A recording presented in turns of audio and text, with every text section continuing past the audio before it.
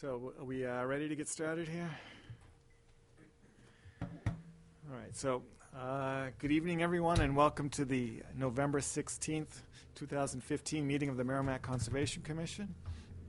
I only have a couple of announcements. It is still hunting season. In fact, it's now firearms portion of hunting season. So if you're out and about on the trails in Merrimack, you should be wearing Hunter Orange. And just for your own protection, and stay on the trails, don't deviate. If you're a hunter and want to hunt on our properties, please visit our website, merrimackoutdoors.org, and verify that the property you want to hunt on is eligible for hunting, because some of them are not. We do have an open full-time position on the Conservation Commission and 3 alternates, so if you're interested in participating and having fun with all of us every first and third Monday of the month, please see Becky Thompson in the town manager's office. And a few people in the audience smile, but I do this for the people in the public who watch us at 2 o'clock in the morning and are looking for a way to fall asleep. So, and that does happen. So that's all the announcements I have. Does anyone have anything else they'd like to add? All right, so seeing none, next is public comment. Roger, did you come to speak with us? You did, okay. All I ask is that you sign in for me, please.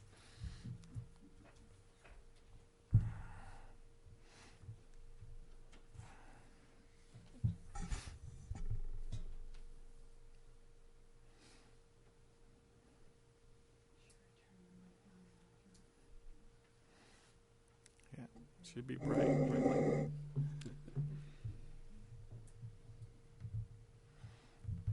I forgot to announce we started the meeting at 6:33 p.m.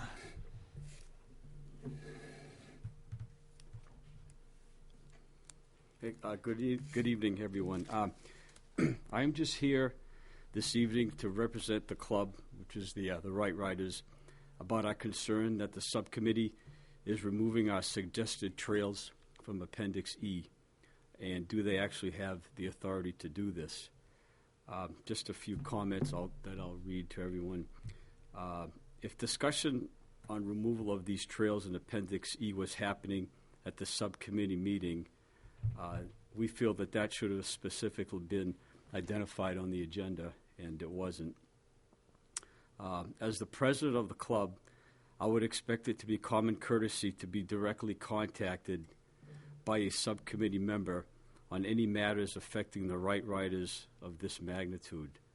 Not being contacted directly on such an important issue tends to show lack of cooperation. All volunteers for these committees are not afforded the same luxury of attendance at these meetings as others, and it shouldn't be an indication of lack of interest that results in loss of promised access to town property.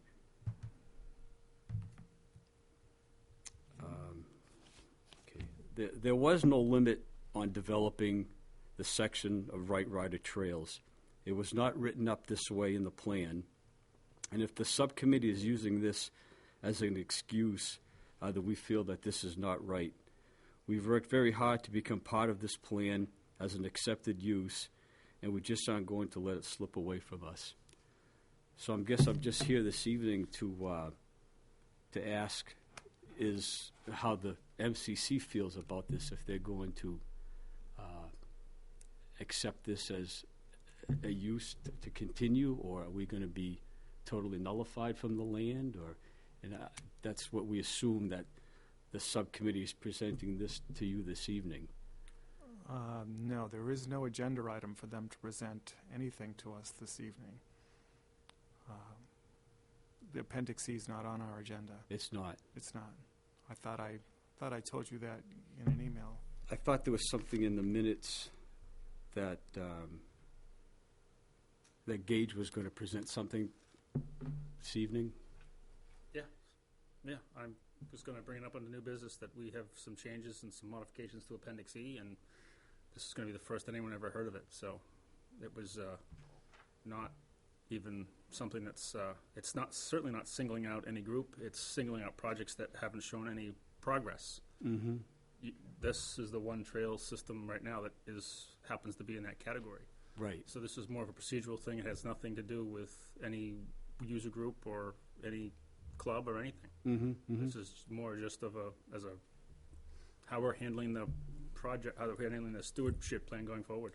Right. Yeah, but So But- it's nothing we've even discussed here. No one even knows anything about it. Mm-hmm. but getting back to our agenda, it's not on our agenda. So Gage is free to mention it, but if we're going to take any action or make any decisions, we would put it on our agenda. Okay, all right. Okay. Well, I want to just kind of be here, like, again, representing the club, and just let everyone know that it's a concern of ours, so that when the time comes for you to make a decision. I would like to address one of your comments, though, Roger. You make a comment like we didn't notify you. This is something we've talked about at the last 3 meetings, the subcommittee meetings. Mm-hmm. You're a member of that committee. Right. So we post the minutes, we post, all that stuff goes out. If you don't know about it, you might want to attend or read the minutes. Well, that's been my problem. I have not been able to attend the The meetings. 2 representatives from your group, neither have attended in the last 3 meetings. That's right. That spans the last almost 5 months. Mm-hmm. So don't come here and start living volleys that we're not keeping you informed of what's going on. We're having meetings and we're discussing projects and we're discussing issues. This happens to be one of them. Right, right. There's projects in Appendix E that aren't getting done. We're going to probably archive them. Mm-hmm. It has nothing to do with any particular user group or any single person or anything. It's going to be. We have a stewardship plan. It's a moving document and it's going to be kept up. Yeah. Thank you. Regarding any changes to this plan, is that something that the Conservation Commission has purview over, or do changes like that have to go before the town council, like the entire plan had to? Can you just explain the process to me for something like this? In particular, these were appendix. This is not the plan itself, the stewardship plan. This is the appendices that are in the back, and their lists, maintenance items, things like that. That we were purposely wrote it into the document that way, as those can change because they don't change any of the management functions and anything that's spelled out in the plan. So they're list of But trails, would things the like subcommittee have to bring it before the Conservation Commission Yes. before any changes could be made? Right. But we don't have to bring anything like that before the town council? I don't believe we do. Okay, okay. No. Thank you. Because that was one of the items that when the town council accepted the plan, they didn't approve it. So there's a small, but it's a difference. So. Thank you. So, I mean, we are appointed by the town council, so the council's, so we have to be cognizant of that, so. Right, but who will have the final decision? Is it, can the subcommittee bring that to you Yeah. for a vote? They can, yeah, yeah. Yeah, they can make a recommendation Mm-hmm. as to what they want to do, and then it's up to this group here to decide whether or not we're going to act in that way or not. Okay. Yeah. Okay, all right, well, Now realize, the subcommittee is, from what I gather, is likely going to say we're not going to act on those trails right now because it's not something that they want to work on. Doesn't mean that those activities don't happen. It just means that they're not going to be worked on at this time.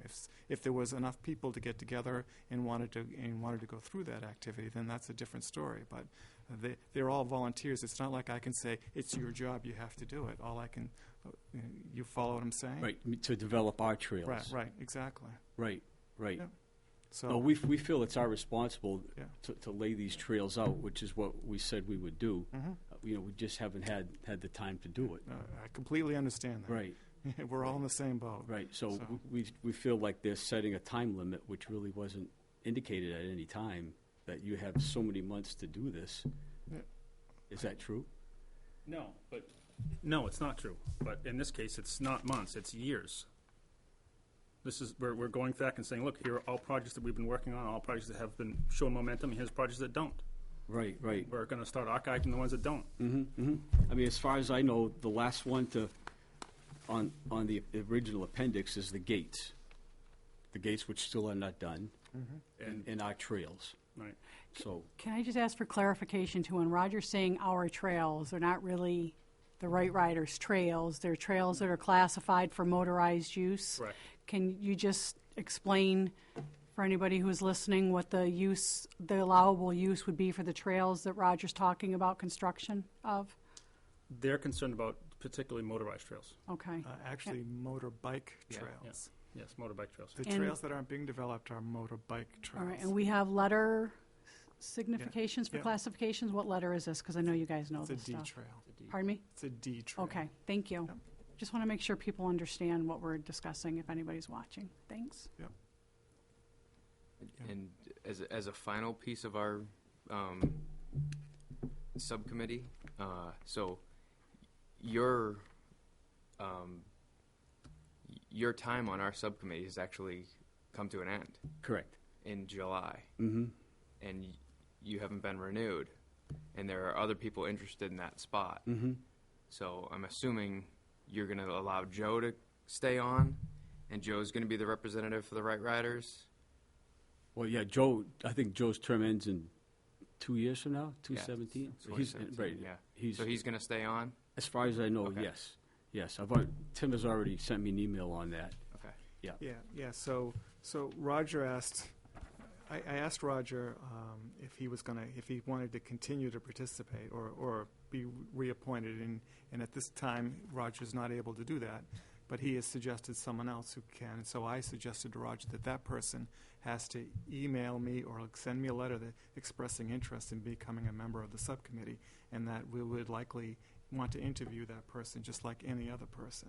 In fact, we are going to talk about vacancies on the subcommittee later on our agenda. Mhm. That is on our agenda. Right, okay, yeah. So we'll be talking about the process we're going to follow, which is probably the same process we've always followed. Sure, right, yeah. And that is we accept letters, and then we interview, and then we Mhm. take a vote. Right. And the person that I mentioned to you is very interested. Yeah. And So- he is a member of the Right Riders, so Yeah. he will represent our group as well as Joe Yeah. as a full-time member. Right.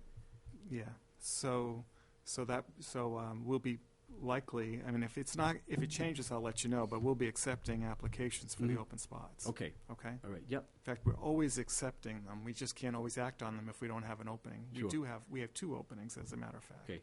So An alternate and a full, or? no, 2 alternate Two members, alternates. I believe. Correct, Mr. Chairman. Yes. Okay. Okay, So, all right. Yeah, and like I mentioned to you also, Tim, even though, I won't be a member of the committee, I still want to keep our club involved with this land, whether it's our trails or volunteer projects mhm. or whatever. We have in the past, we worked one day setting up the signposts and everything, and Yeah. And we yeah. wanna You've helped continue- with bridge projects and other right, things. right. Yeah. We want to continue to help out Yeah. in any way we can. We're hoping that the folks who are Merrimack residents and participants of your club will share our goings-on with your club, so that way you'll have that interchange, Mhm, Sure. as opposed to you having to look up agendas and meeting minutes on Mhm. a website. So Mhm. Okay, Yeah. right. Because, we go back to, I always try to keep this handy, and I mentioned this at, different, whether meetings or whatever that I've represented the club. This goes back to 2003, Tim. You were part of this with the Horse Hill Yeah. Nature Drive Plan. If you don't mind, I'll just read it. The committee recognizes that there are residents who enjoy ATV use.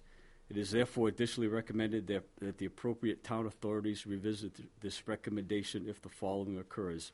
A state-recognized ATV club is formed by Merrimack residents to work with the MCC to evaluate all town land for suitability for ATV use.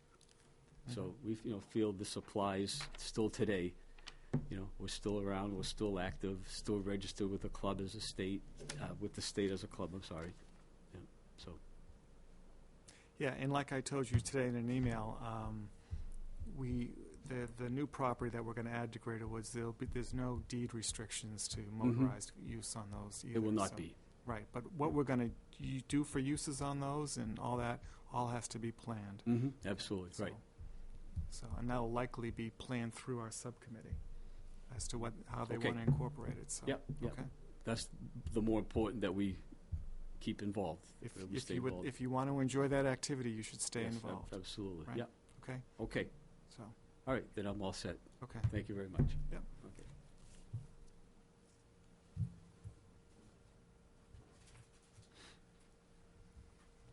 Okay, so that takes us next to, we have no appointments, so statutory advisory business, so MHF Design Consultants and Energy North.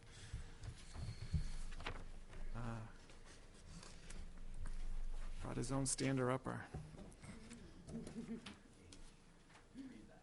Yeah. Yeah. You know, Yeah, that was hard. That was difficult. He's talking So, about earlier. is that going to be in your way? I know. So, by the way, I do have big. Those You guys would like to see the big? are those, Okay. you know, I was looking at this with a magnifying glass at home. Yeah. Yeah. You have it electronic, so you can blow it up, right? Oh, that's true. Right? All They're right. So, laughing. Yeah, no. so we got it on an 8.5 by 11. Okay. That's fine. It's hard to read on that. Yeah. Yeah, I know. Yeah. And please introduce yourself I'm for on the. my local conservation commission as well, so Ah. I feel your pain. Yep, right there. Oh, there we go. Good evening. For the record, Chris Tumula. I'm a civil engineer with MHF Design out of Salem, which with me is Dutch Holland from Energy North. And again, I feel your pain with getting small plans. So hopefully the plan we have here is large enough for you to see.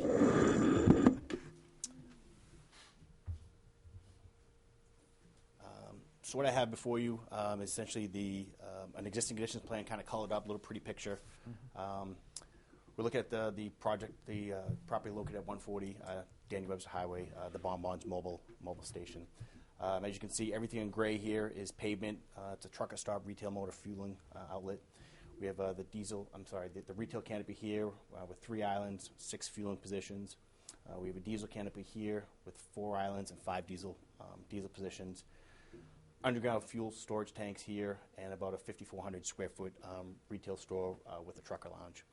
Our client came to us and said they've taken over the property. Energy North now owns the property, and they're looking to renovate the building, put in a donut shop, a sandwich shop with a drive-through. We are in the aquifer zone in town, so that's why we're here before the commission. We also applied to the planning board for the work here as well, and we're going to be before them, I believe, December 7th. So that's the existing conditions plan. Basically the same plan, just colored up with the proposed plan. So what we're doing is we're expanding the back of the building here and removing a portion of the building, so the new building square footage is just under 5,900 square feet. We have a new drive-through and bypass lane. 10-foot lanes. This is essentially for the donut shop. A new fenced dumpster enclosure. A concrete pad here for the currently roof-mounted HVAC units that will be pad-mounted now. A new ADA accessible handicap parking space in the front, where it's currently on the side of the building. There's really no entrance to get into the building, so we now have an ADA compliant parking space there. 3 additional parking spaces here, and overall improvement to the plans. With the drive-through bypass lane here, we do have an increase in impervious area on site. So what we did to offset that is we made a large landscape island here to offset the green space. So there's currently 118,158 square feet of impervious coverage, which includes buildings, roofs, sidewalks, pavement, etc. And the proposed impervious coverage goes down to 117,986 square feet. So there's almost a 172 square foot reduction in impervious coverage on site. Met with community development a week and a half, 2 weeks ago. They felt the plan was sufficient to go before them, so we felt we would go before the Conservation Commission as well and try to get your approval. What Energy North is looking to do is they're looking to actually start the rehab of the building this winter, and all the site work will take place in the springtime. So they're basically going to be gutting the entire interior of the building, new showers, new trucker lounge, new, like I said, new sandwich shop, and as well as a donut shop. That's kind of the whole plan as a whole. I'd be happy to answer any questions.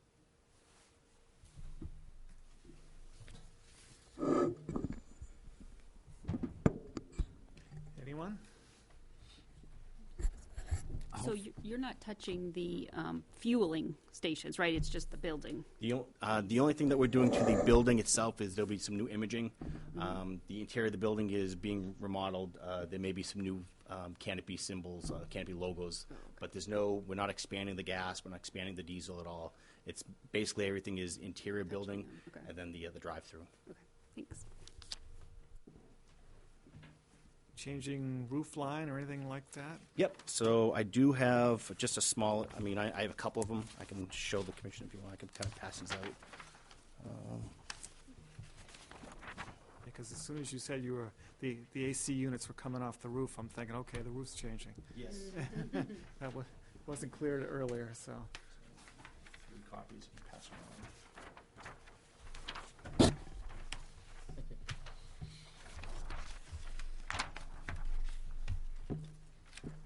All right. This is going to be the as-built, or proposed? These are the construction documents prepared by Warren Street Architects. They're the architect that are working with them. So basically they're putting a couple dormers on the front of the building. The back of the building kind of pitches to the back, so they're redoing the back roof of the building as well. From a snow load perspective, takes the HVAC units off the building, puts them on a pad-mounted, concrete pad. And like I said, what we did to offset the additional impervious coverage, we made a larger landscape island. Drainage patterns will essentially stay the same. We'll kind of grade. We'll grade the drive-through, with a sort of a high point in here. We'll make sure that there's, so much runoff is going to the front, so much runoff is going to the back.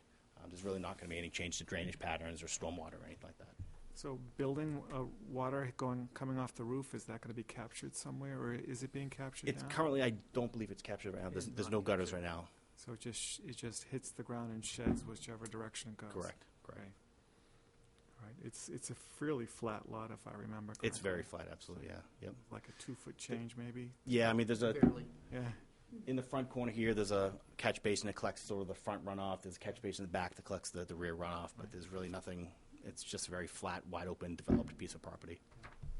Does anyone else want to see this? Yeah, right here. Got one. Okay. Yep. Go ahead, Jody. I have a question. It was hard to really judge by. Sure.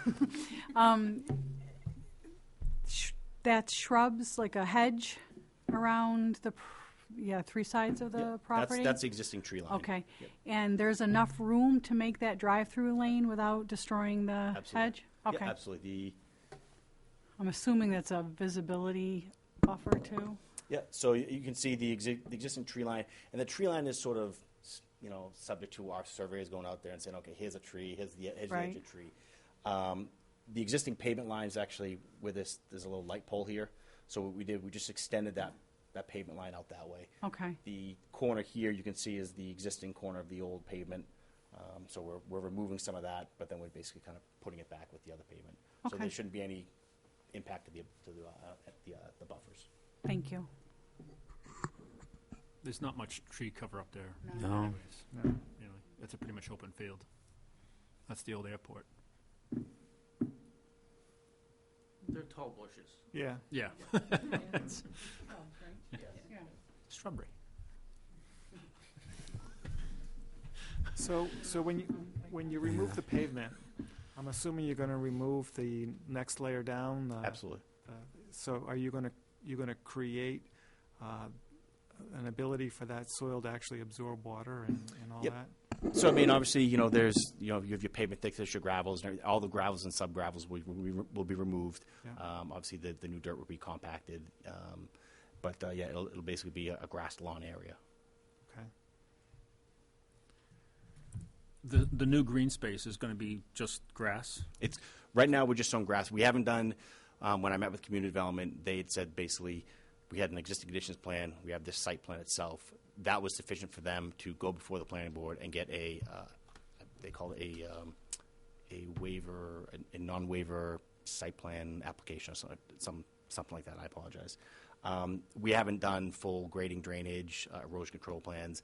We're essentially coming before both the Conservation Commission and the planning board to really allow them to move forward with applying for a building permit, so they can actually demo the inside of the building, and then we'll provide actual full construction documents for the actual outside work itself. But this is just more of a schematic, 2-dimensional layout.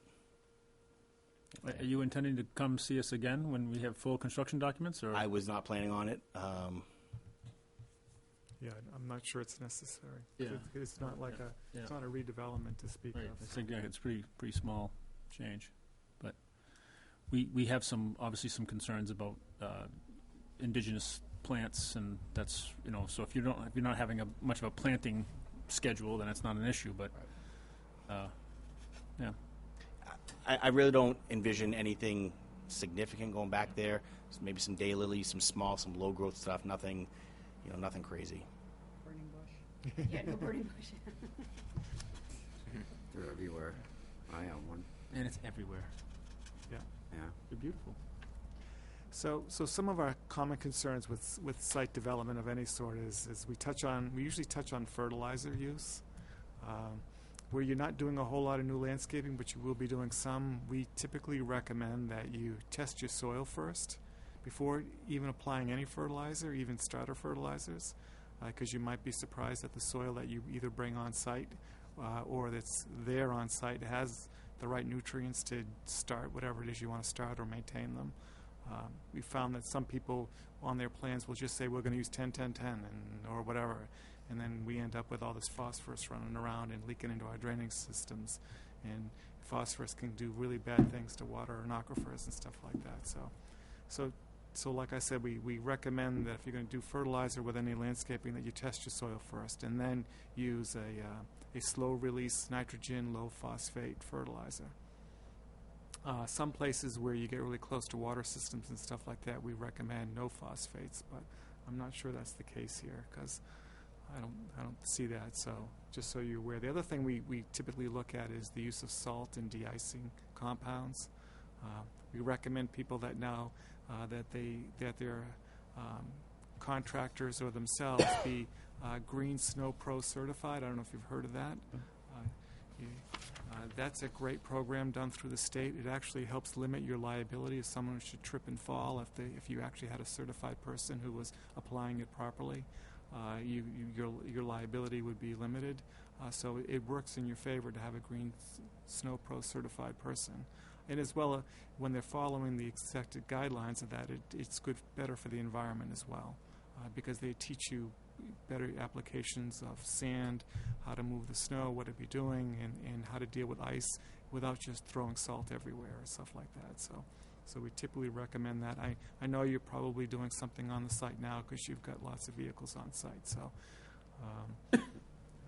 and then when it comes to landscaping, we typically ask that you try to stay with the local plants, what's local to your area, because sometimes people bring in these great ornamentals and things like that, and then 10 years later they become an invasive species, basically. So Right. No, I don't envision much more Yeah. than maybe some Yeah. daylilies, some small junipers, something, some low growth ground cover. Nothing, everything native. Yeah. So I went through all this for your benefit, but also for the people on the TV, and because I don't believe we've seen either of you in front of us, and probably ever. So, Correct. So now you know the next time you bring a project to us, what some of our hot points. Sure.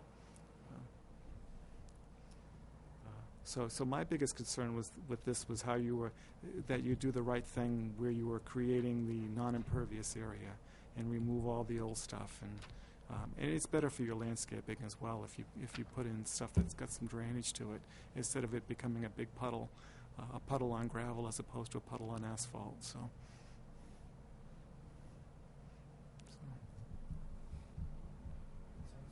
Yeah. So our job here is to make a recommendation to the planning board. What would you like our recommendation to state? Our typical. The typical, the I mean, just- fertilizer, yeah. the de-icer, the plants, and the. Yeah. and- Especially where we're not going to see you again, likely not to see you again. We might as well make those recommendations now. And there's really nothing, as far as we're concerned, there's not a whole lot of change there. Right. I know on the inside of the drive-through lane, it shows green. Mhm. Are you planting grass there as well? That is currently grass there. Oh, okay. It's currently grass. The existing building is actually right here. It juts out, so that'll all be grassed. And like I said, it's just low growth. The menu board's in there. Okay. We actually have portions of the existing septic tanks are in there. So again, there's nothing. It's just going to be grassed area. And for such a small area like that, we'll probably just throw down some sod, so it's instant, you don't have to worry about erosion and anything running off. It's super flat over there anyway, so. Do you already have a donut and sandwich? Do you already know what's going in there, or is it just proposed? Right now, they're looking. There are a couple of different options. As far as I know, you haven't picked a final donut shop. Not in Final Donut Shop. No, I mean, is it another chain? Is it a local group, or is it another chain? Or I mean, just kind of curious to what. We're approaching a couple Okay. right now that work in some of our other stores already. Oh, okay. Cool. We can include that in our recommendations. Right, anything else? Gage has been dying for a Krispy Kreme around here. That wasn't the point at all.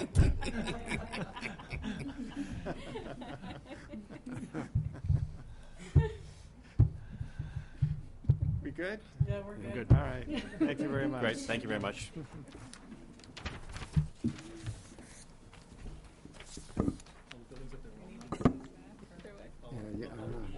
You want these back? I'm gonna keep one for our record.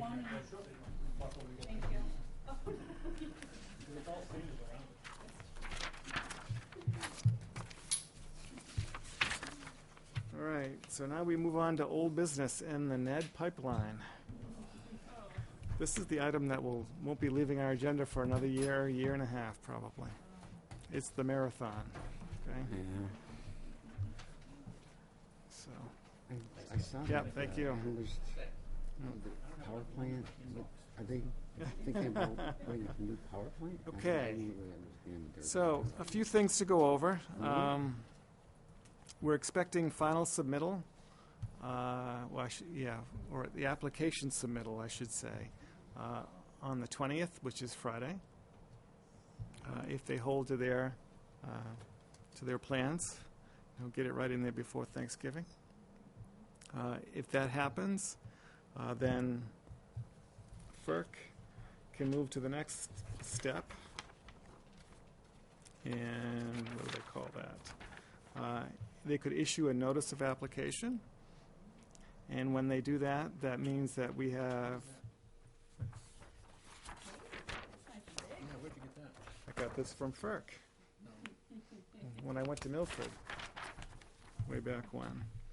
So with a notice of application comes the 21-day deadline in order to file for intervenor status, which is something I wanted to get discussed tonight. So I guess we probably should just jump into that, and then I've got a few more other items.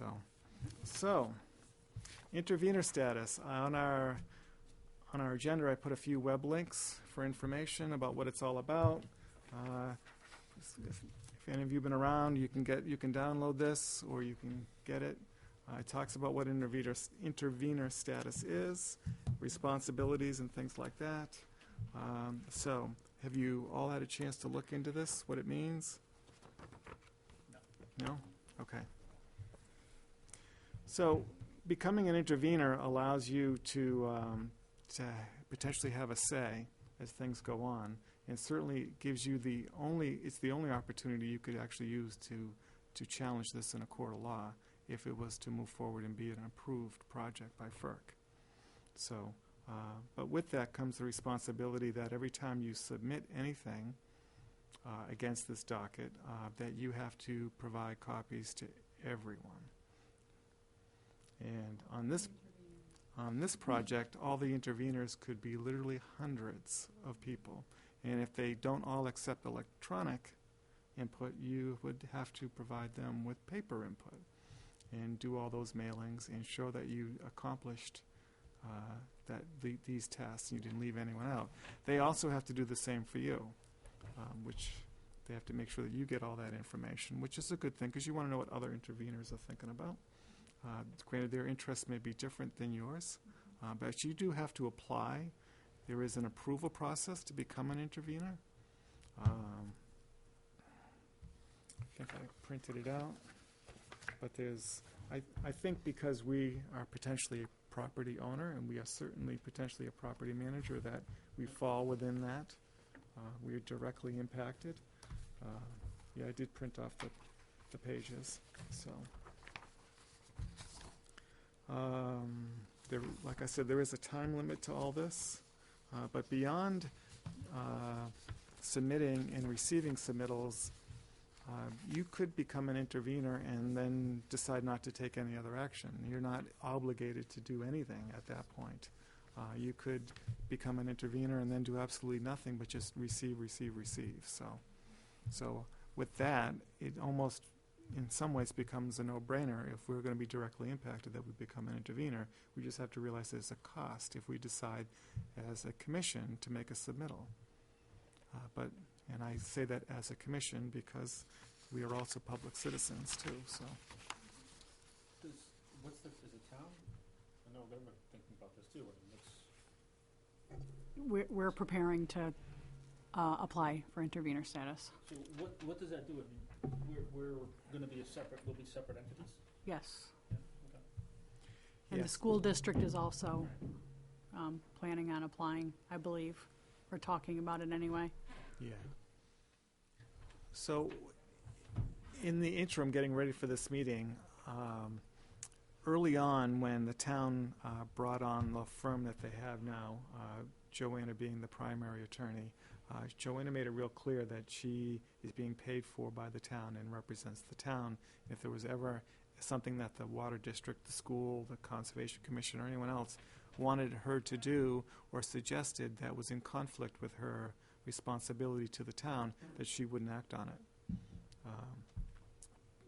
But during those early meetings, I asked the town council if they would allow Joanna to provide us insight and advice, the commission, I mean, as long as it didn't interfere with a conflict of interest or whatever. And so she's done that all along, and pretty much the town is, most everything that she's provided the town is pushed to the public anyways. So where this gets interesting, though, as interveners, I mean, if this project goes forward, as property owners or potentially just managers of property, we may have an interest that is contrary to that of the town. So we may want to have our own attorney to act beyond just becoming an intervener. But it appears, and the council is going to discuss it on Thursday, that the town will likely authorize Joanna to at least do the intervener application for us, which would be very helpful because it's going to take time for us to locate and engage with an attorney of our own. So, Probably more than 21 days after the 20th. So, Right. it's time. The school district has asked if Joanna would support them in filing an application for intervener status as well. So I believe on our agenda Thursday night, the town is going to discuss allowing her to help the Conservation Commission and the school district in filing for intervener status. So that's on our agenda for Thursday. So if Tennessee and Kinder stay on target with their motion, with where they plan on going their timeline, we will have another meeting before the 21 days is up. Okay, so if the town chose not to, we would have another opportunity besides calling a special meeting to take our own action anyway. So, and we could probably submit for ourselves if we really wanted to. I saw that you sent something earlier today, and I did not have a chance to look at it. So, Yeah, I apologize, I didn't get it print. I didn't send it sooner, and I didn't print a bunch of copies, but I have one copy that you guys can take a look at. But it's my understanding that the 21 days doesn't start until FERC accepts the application. yeah, the term they use is issue. That's why I Issued. said it. Issues a notice of application. Yeah, so we don't know when. So it's probably not going to start Friday. The Correct. deadline, and they should be sending out a notice with all that information once they do accept it. But Right. like you said, with the holiday, who knows when they'll. But I say be prepared for Yeah, it to. definitely. Prepared for Yeah. this process. Exactly. Mm-hmm. Yeah, definitely. So this was prepared by an attorney for some group, and it's thought to be general purpose. Yeah, it was just sent around as a, kind of as a sample. Okay. So, All right. I can't clearly speak on behalf of the entire town council before we have our public session on Thursday. I'm not personally aware of any issues that anybody on the town council would have. I mean, there's been discussion about this moving along, all along. Personally, I think Tim has done an outstanding, I mean, better than outstanding, an amazing job expressing our comments in writing to FERC regarding this project. But I'm very hesitant to put that type of a responsibility and a burden on somebody who is a volunteer without legal advice and representation. That's just me. There's just too much at stake. The Conservation Commission is a huge stakeholder in this project, and I personally don't think it's fair to ask any one single one of us to take on that responsibility without having an attorney review it and then, you know, whatever the commission wants to do down the road. But I personally think when we really get into this and this is really moving forward, and we do have intervenor status, that I think it would be in the Conservation Commission's best interest to be represented by legal counsel. That's my opinion. Yeah, and I completely agree. I think we need to have an attorney that has no strings attached and can represent our interests. Whether we choose to use them or not is totally up to us, but I think we need to put that in place and create a retainer or whatever it takes to make it a binding contract between us and an attorney and a firm. Would that be the same as the town's attorney, or No. different? It would not be, no. So, Yeah, I have no, I think that's absolutely the only way we can go. Yeah. I mean, I have a hard time getting to reading some of the minutes sometimes, and I can't imagine trying to take on this, you know, any other than just kind of fly by seat pants type of thing. It's not the way to do it. So since that appears to be the consensus of the group that we should be looking at an attorney, I did ask Joanna for a recommendation, and she provided one. It's a fairly large firm, so it's not like it's John around the corner who's trying to get into law. Okay, but that's as far as I took it. So I think it would be helpful for us if someone had the time to research this, as well as maybe query other commissions, other NHACC, other places, so that way on our meeting on December 7th, we could have some options to move forward. So is someone willing to take this recommendation and do some other homework and come back with a recommendation?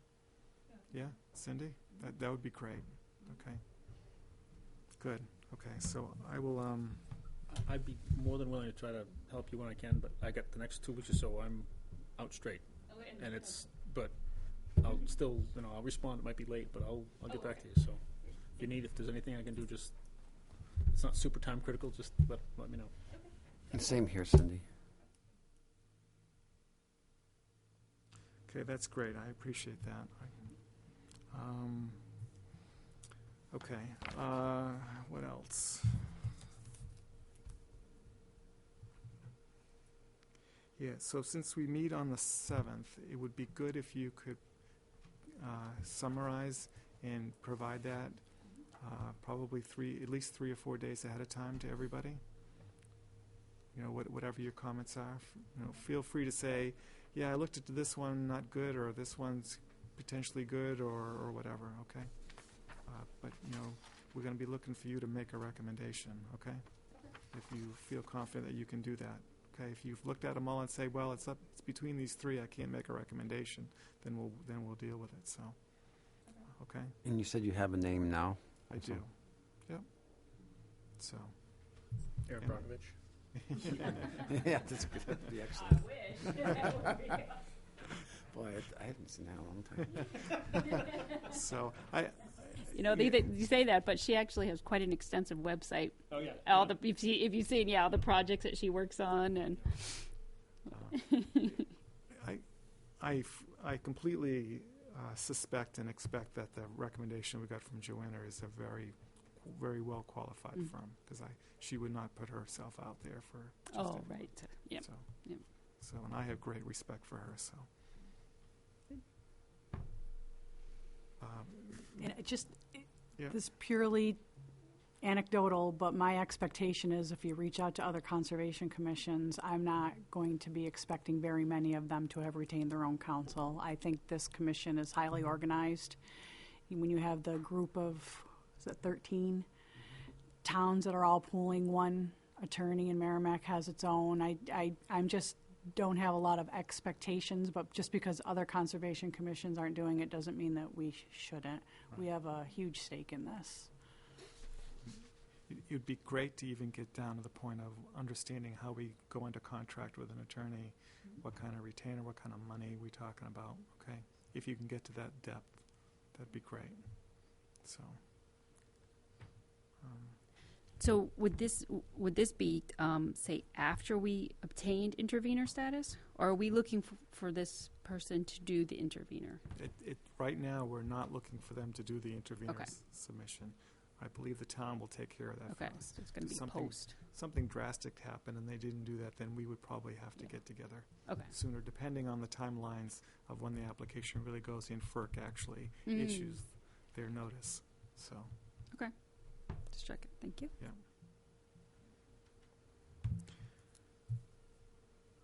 So that's, I guess, all I have about the attorney.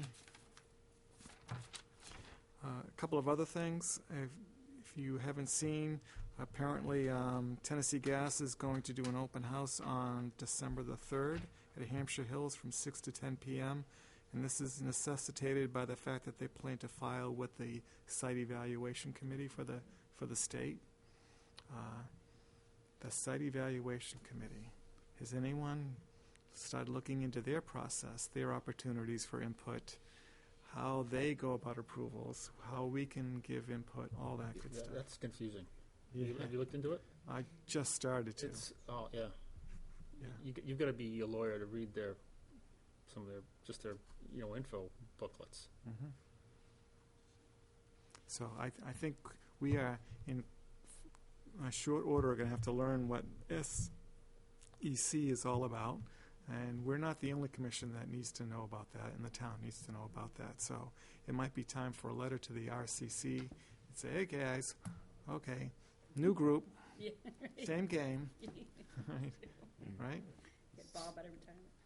So I did learn a little bit about the SEC 2 weekends ago Mhm. because I attended the Oh, you did. Good. SEC piece at the NHACC.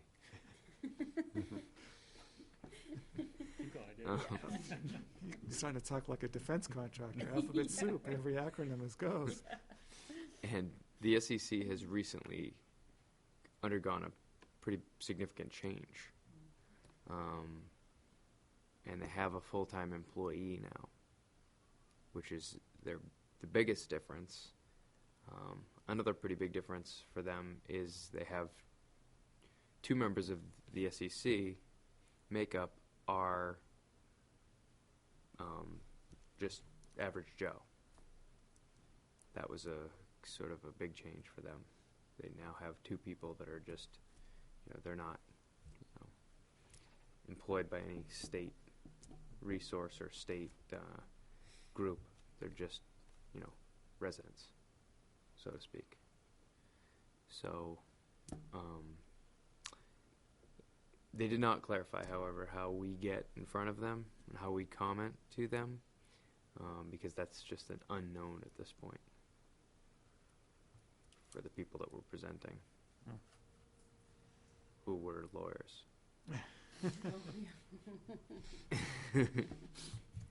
So, I'm sure we're going to learn a lot more, but I think what you said, getting the RCC back together, is probably a good thing in dealing with the SEC.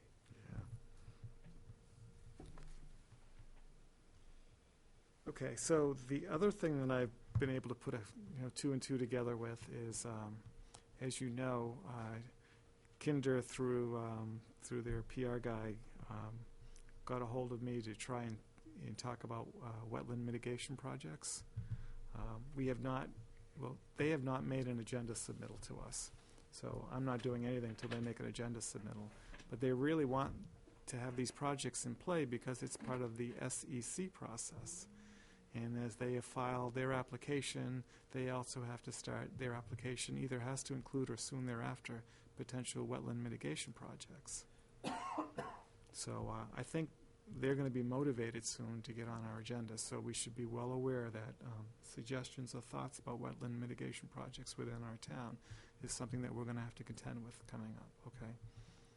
So we may want to be proactive in actually having an agenda item in December about potential projects within ourselves. Granted, we have a public meeting and all that, but we ought to have our act together before we have to sit down in front of Kinder or Tennessee or their representatives. So, if that makes sense. Okay.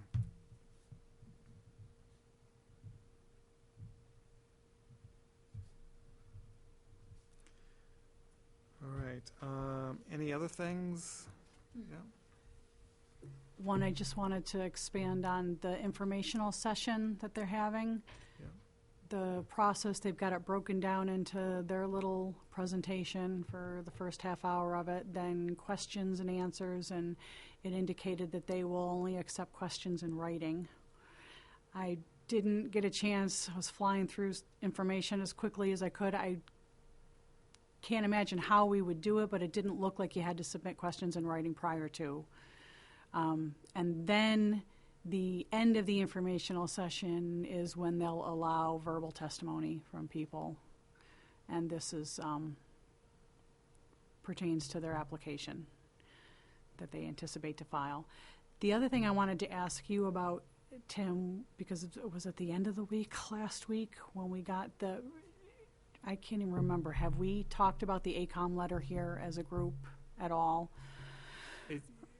I did mention it at our last meeting that we got a Right, version. with a map that didn't even have Continental Boulevard on it Right, from exactly, them, yeah. which, you know, I mean, my comfort level with them was just so high to begin with anyway. So we now got an updated map with a letter from ACOM, and when I say we, our Community Development Department, along with our town manager, received it. And when you say updated, it's dated. Yeah, I haven't looked really closely at it. I was just Like flying past through 2000? stuff. Yeah, I'm not sure how updated, but we did get apologies from them for the oversight on the map. But they're asking for input specifically, and I know that you have provided input to community development. I didn't know, we're going to be, I'm assuming, discussing it at our town council meeting on Thursday, because our last meeting we just said there's no point in even commenting on this because it's ridiculous. So did you give information to Tim Thompson pertaining to the new alternate route and things? I'm trying to remember where we are and who's shared what, and I'm just concerned that there's more information that especially you should be sharing with Tim, just in case with this new letter. Okay, so Roundabout way of asking. So months ago with the original path, there was a call, and I provided input. I have not provided any input for the new letter that just got received last week.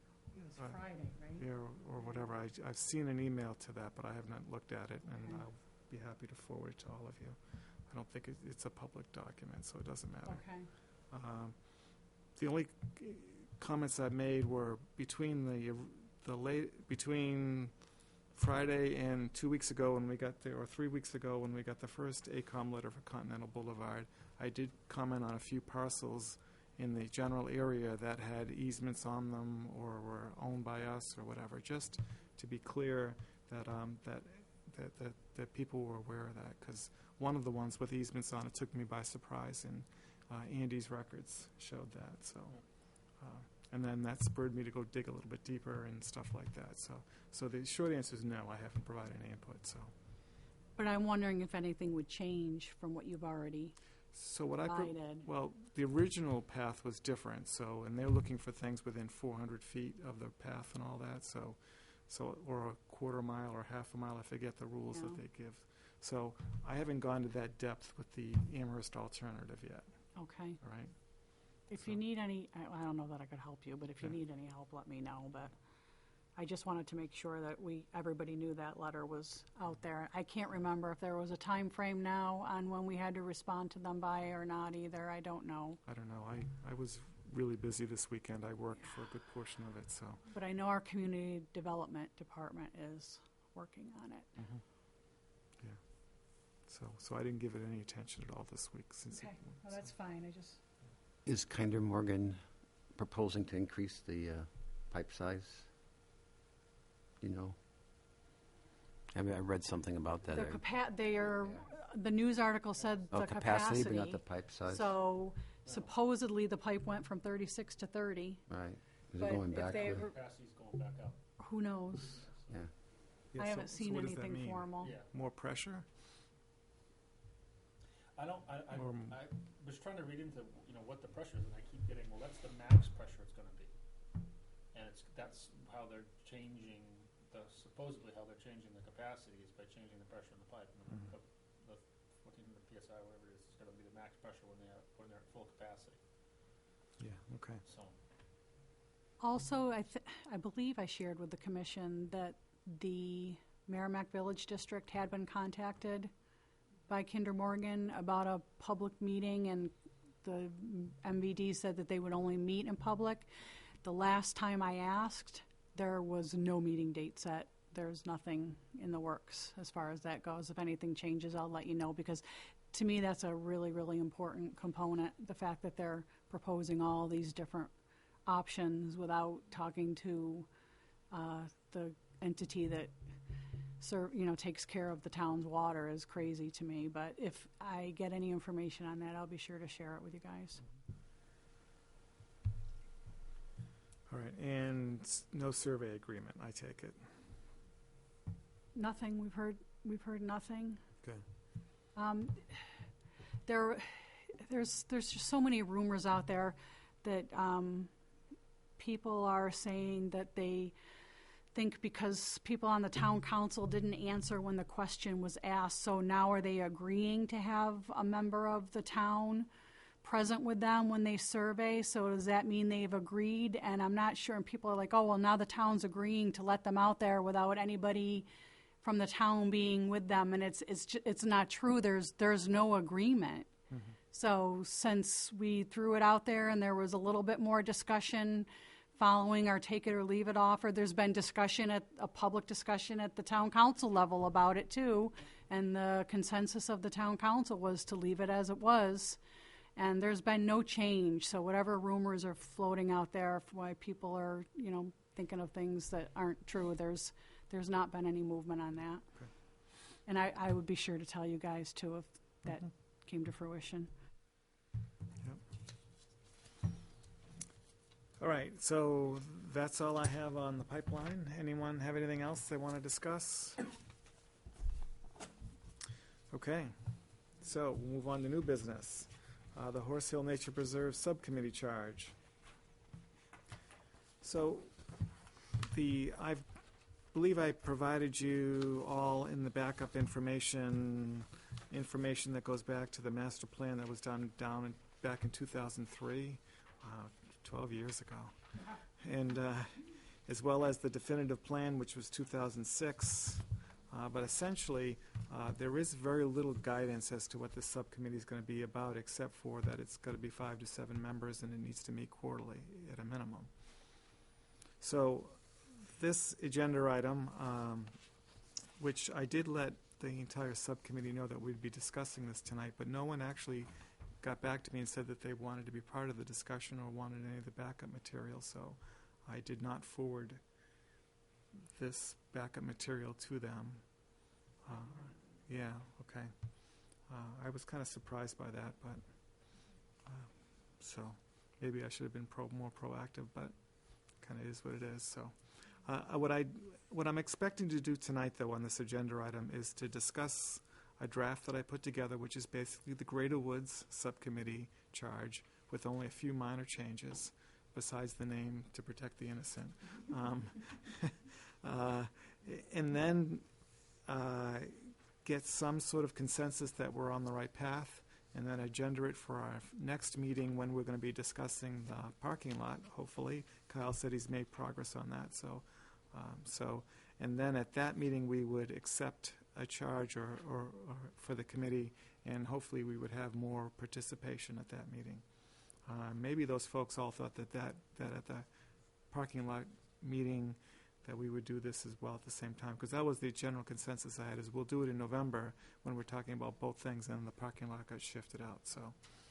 So tonight what I'd like to do is give you a quick recap of what I changed.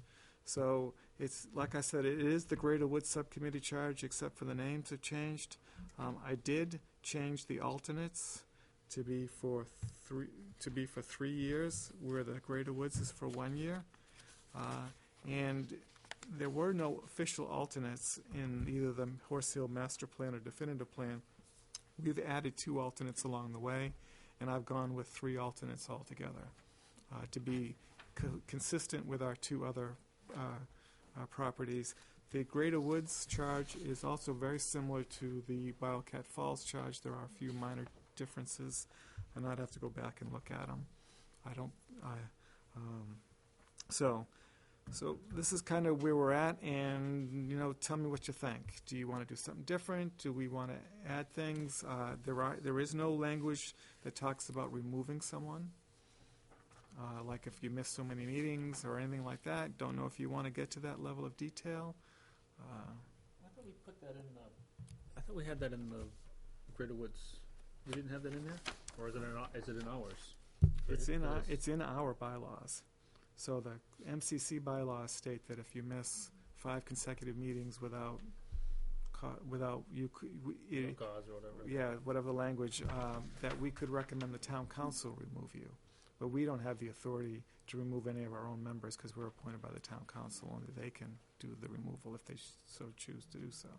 So, I suppose there's nothing to stop any of the subcoms to come up and ask for that from us if they have members that have not attended extended period.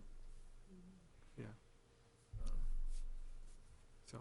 So because we don't have language that states that at a certain time that would be kind of be an automatic, I don't think it precludes us from doing it either. Right. So we do the appointment. So thoughts, comments? I just had, it was a good trip down memory lane reading this, thanks. And one of the questions that I had regarding the definitive plan, and it was interesting to see the participation that they expected the Parks and Recreation Department to have on Horse Hill, which clearly the athletic complex and all that other stuff has not come to fruition. Right. So would this document, this charge, take precedent over what's in the definitive plan? I mean, it just seems like this is a more realistic version of what's actually happening today with the work out there and the people involved. Yeah, so the definitive plan is all about recommendations. Okay. And the action of the town council, because it was a council at that point, just the beginnings of, was to accept the definitive plan and accept the management recommendation to have it be done under the Conservation Commission for all the acreage except for the 23 acres associated with the athletic complex, and that was to go to the Parks and Rec Department, not committee, department. Right. And then there would be a member participating in a subcommittee. The Parks and Rec Department decided shortly after that was accepted they wrote a letter to Andy and said, we're not going to participate until there is an athletic complex, and until then, we want you to manage the entire parcel. Okay. And stepped away. Okay, so we have that in writing somewhere. I have not found the letter, but I know it existed at one time. Okay. And it was And the athletic complex. It's an option. No one's moved forward with it. Okay. So, yeah, no one's moved forward with it. So should someone move forward with it, Mm-hmm. and it were to possibly become a reality, then we'd pull Parks and Rec to department in at that point in time. Yep. Okay, thank you. So, yeah, it kind of, after that recommendation, then we had the athletic field subcommittee that was in existence in 2009 and 2010, which made a recommendation on how to deal with athletic fields, which hasn't been acted on, which, whatever. But we've also found, to be, in all honesty, some of the thoughts in that plan turned out not to be quite true, because the town actually had, after the census done in 2010, it turns out we had less people than we all thought we had. Okay. We had in 2010 25,000 so many people in town. People were throwing out numbers of 32, 28, and then the census said no, it's 25. And no one's done a new build-out study to know when build-out's going to be. And on top of all that, enrollment in the schools and the number of kids involved has dropped. Probably, I don't know. Yeah. So at least 20%, 10 to 20% of the enrollment has dropped. So is there really a need for new fields? Apparently, no one seems to think so, because no one has brought the plan back up and said, hey, look, are you going to act on this?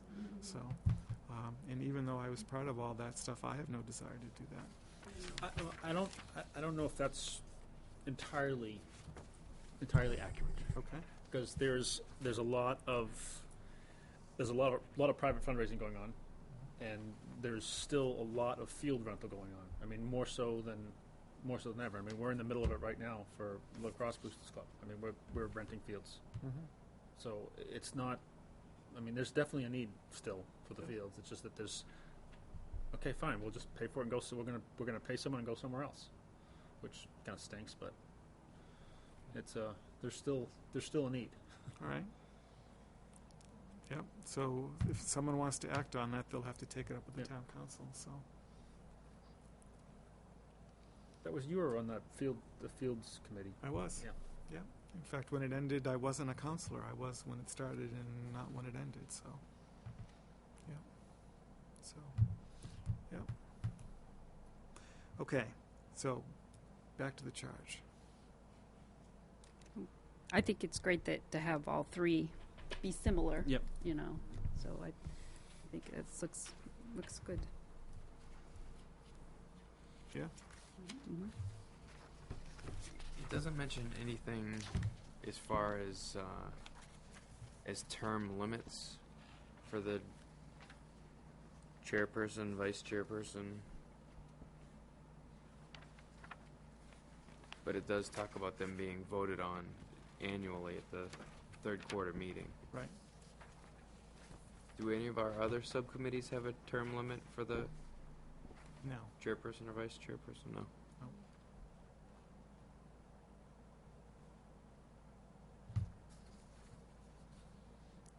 Yeah. I think the issue you run into with these committees, and you guys know because you've all sat on them, is you don't have a whole lot of people beating down your door to participate. And if it were me and I were on one of the subcommittees and there were people that wanted, new people that wanted to come in, and there were people that were in positions that had been there for years and years and years, I would hope that, and possibly it's something that this commission would have to act on if there was a problem, but I would hope that within that subcommittee that the people who'd been doing it for years and years and years would step aside, mentor the new people, and allow them to take leadership positions, but allow new people to step in. But I don't think we have, this commission isn't even filled to capacity. I don't know of any committees that we have we have waiting lists of people who are asking to get on them that we don't have room for. Yeah. Well, getting people, especially to fill the leadership positions, the chair positions, I think is a hard thing. I mean, to get people who want to do that. But if you find, if someone does, Well, I'm not opposed either way to have language that says you can't be chair more than 2 years consecutively or not. or Right, but does five it or make whatever. sense to do that if no one else wants to be chair? That's That's what I the was whole just gonna point. say. Right. If someone else really wanted to be chair, I would hope that we could all be adults and say, okay, I'd really like a chance at that. And then if there's a problem, come to the commission. But if no one else wants the spot, then you're going to say you're going to impose a term limit just for the sake of imposing a term limit? You run into risk of a subcommittee disbanding, almost. Yeah. No, and absolutely, I agree with you wholeheartedly. And it's only when there becomes turmoil where it becomes an issue. When things work well, when people work together, it works great. When you get two people in there that hate each other, now it becomes an issue. And that's the only time that you need term limits is now when you have dysfunction. So But then someone else needs to be willing Exactly. to step up. right, so to lead. It's I know I'm preaching to the choir Yeah. here, but that's Yeah. when I hear people saying we should have term limits, I'm like, and for what? we do. It's called elections. Yeah. Oh. Well, for stuff like that, yeah, but Yeah. not for these committees. Yeah, I that know, you but don't well, even have- then, but we have elections, but again, who's running? When it's going smoothly, it's not an issue because you have people like, sure, I mean, even in the rules, I mean, you're the chair of subcommittee, and I'm ex officio. I want to say the figurehead positions, but they're figurehead positions. If Matt needs me to do something, or I need Matt to, yeah, whatever, just do it. You can't be here, yeah, and Matt can, okay, any one of us will sit there and do that. It's not an issue. But again, it's because this works. If we all sat in here and ready to kill each other, then yeah, it would be an issue, and we'd have to have term Well, you limits. could plant the seed, Yeah. saying, change in leadership is really good for a committee, new blood is really good, new ideas, and start planting the seed for the people that are participating. And if you're interested in what I do, I mean, you create an agenda, right? You send out meeting reminders, you write minutes. These are the things that I do as chair. It's not that scary. Let me help you through this, and then you encourage people to step forward. That's really, you can't make people do it. Just term limits do kind of set an expectation of everyone in the group that okay, you're kind of next. You're right. It does kind of help, but we'll see. Yeah, well, ultimately, we do the appointments, so if it got really ugly, then we'd be put in a bad situation and have to make a decision, so. We went through and generated some term limits on a former group I was on. I can go get the wording and look at it. I mean, we spent a lot of time making sure that the treasurer and everyone had term limits that are on odd times, because you don't want the board to just sweep in and out, because then all that heuristic knowledge is gone. And it's not so much, this is the way we used to do it, not for that reason, but how do you submit this? How do you submit that? Who do I go for this? And you don't want to lose all of that in one fell swoop. So you don't want all the officers turning over at once. So I can certainly get that verbiage and just send it out, and we can see if we feel it applies. However way. Yeah, if you could do that, that'd be great. Yeah, I'd like to see that.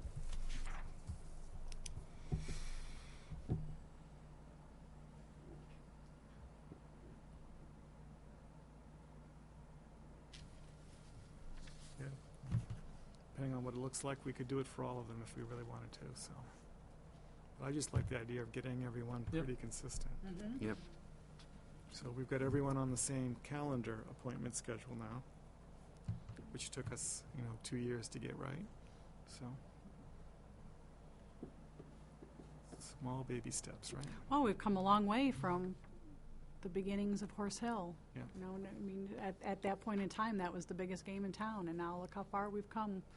Now we've got Greater Woods and we've got Wildcat Falls, so I think, considering that the conservation properties and committees, I think you've done a great job.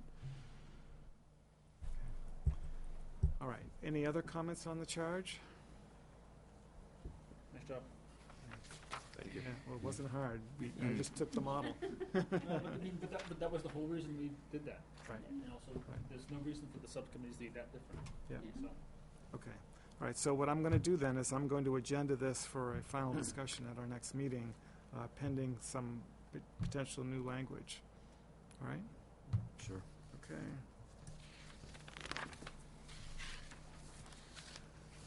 Cindy, you're the Conservation Commission rep to that Yes. committee, right? Are they meeting again Not till anytime January. soon? January. All right. Can you send me the meeting dates? I'll put them on the calendar for our website. Yes. I mean, we actually only have, I only know of one, but I'm hoping that it will change because it's actually the same night as ours. Our January meeting? Yeah, as our January meeting, so I'm hoping that we can get that changed. Well, at the very least, email all of them and let them know when this is going to be on our next agenda. Oh, yes, and yes, that's I it. will do Yeah, that. Yep. yeah. Thank you. Yep, yeah. Yep, send them the stock. Okay. Okay, we're doing better time than I thought we would be doing. Watonic Bowman Agreement, next on our agenda. So at our last meeting, we were visited by a member and the president of the Watonic Bowman. At that time, stated that I'd bring the agreement back up. The agreement has certainly lapsed, technically. So it is what I sent. So, and all of you had a chance to take a look at it. I mean, it's pretty basic. It basically says they'll permit us to use parking. We'll prepare signs and mark off the parking area and have a small kiosk. I believe the kiosk is there. Yes. We can place trailhead markers and directional signs. The Bowman may close it off parking during their scheduled shoots. I'm not sure they've ever actually closed it off or not. I think Ray stated that it had never actually been closed off, but people may not have used it when they were busy. And it was a trial thing that started, 2007 and went to 2008, and I know we heard from them last week, and they seemed to think it was viable and working. So, I know at our last meeting, if you read the minutes, we had some concerns about signage and stuff not being taken down. I think we have some concerns about they're not supposed to have chutes that cross over a trail. Do we think that's happening? There was something in here about notice, too. Yeah. And it sounded to me like that requirement wasn't being followed through on regular basis. Yeah, well, the original notice was supposed to go to the police department, I believe, And conservation. yeah. And right now, it's only going to the subcommittee. One member of the subcommittee. Yeah. So the notice part needs to be readdressed. So that needs to be refined or followed or reinforced. The subcom members don't have town addresses. Nope. No. I think that would be, obviously one change would be to make those notifications to the MCC, the Conservation Commission website or address. Yeah. So we'd all get it. It'd be an easy way to get it. Yeah. So. Actually, and it does say in here, advance notice must be provided to the MCC representative in the Community Development Department. But wouldn't that be us, MCC? It should be, but Okay. who's the representative for the MCC in the community Oh, development? Yeah, Amy. So So if it's Tuesday through Friday, the nice thing about would having be forwarded on. a generic address is, they just send it, and whoever's the recipient of that address now gets Oh, it, yeah. regardless of. Oh, right, you mean, generic address. So their shoots are planned well in advance. Their dates Yeah. are picked It's in true. the spring. So they know the 4 dates that are going to happen. So once they know them, then it's a simple notification. It's not like they have to do it every time unless No. they're going to Yeah. cancel it. So, Right. so I think that the notification thing could just be brought back up again, and everyone could be reminded as to what it is. But Remind them. But since we don't have something in writing that states it goes on, or does it state that it continues, for 5-year stints or something like that? I thought I read something like that it just, I think they said that, but I didn't see any of that in writing. yeah, was my concern too. Yeah, it looks like it ended at the 2012. end of 2012. Yeah. Yeah. Because it says, it says that the agreed to extend the parking agreement until, for the 2008 calendar, and really review it each year in December. Yeah. So, this is the first we're looking at it, and it's 7 years now. Okay. So what I propose is this, is if we have any recommendations on changes we'd like to make, that we get that done, and that we pass this to the town manager. It's an agreement between two entities, and see if the town still feels the same way, whether the town manager brings it to the council or not is totally up to Eileen. It's actually, I believe, my opinion of the charter, it's within her purview, but that's totally up to her. And get a read as to what the town wants to do, because at the end of the day, it needs to be an agreement between the town and the Watonic Bowman. We can facilitate and manage like we manage the property, but I think it needs to go with the town. I don't think it needs to be us. I don't think we should be signing it, in other words. I think we have a unique point of view, though, because we know the issues. Yeah. For one, it says ATV use is currently forbidden without permission, and they won't be used, on HHNP. However, we had two members here saying we go out there with the ATVs because the targets are too heavy to carry. But in their agreement, it says we won't be out there with ATVs. So I think we know these things. The town would not know these things. Right. So we have to make sure that we help them. But this says that we with an grant agreement. them permission to use them in conjunction with the events. It did state that. Yeah, it says we grant them permission. And the way I read this too, Tim, was it said, it shall be renewed automatically unless either party notifies the other of their intent to not renew it. So to me, that just means it renews every year unless somebody says they want to change it or not renew it. And then you need to do that 30 days in advance of the termination date, which I would think is December 31st of any given year. That's how I interpret that. That may not have been the intent, but that's how I interpret it. Right. When I read that, because I looked at the same thing, it would mean that it ends now. This agreement doesn't terminate until 2017. This is effective for a period of 5 years and shall be renewed automatically unless either party. So that means this went from 2008 to 2012, and then it's going to go from 12 to 17. That's a 5-year stint.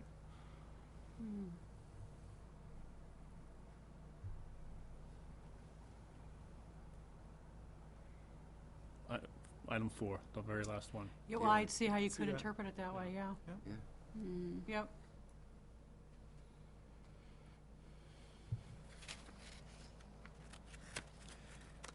5 years shall be renewed Yeah. automatically, yeah.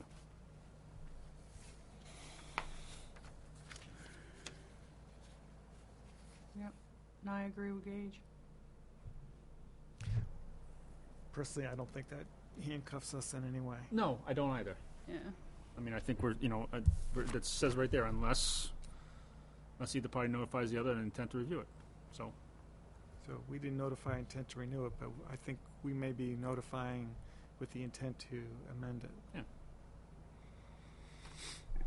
Potentially, right? At the very least, remind them about the notice requirement. And the warning signs. I think, They well, I haven't done think we, appropriate warning yeah. signs. I think we verbally did that at our last meeting, but possibly something in writing would be.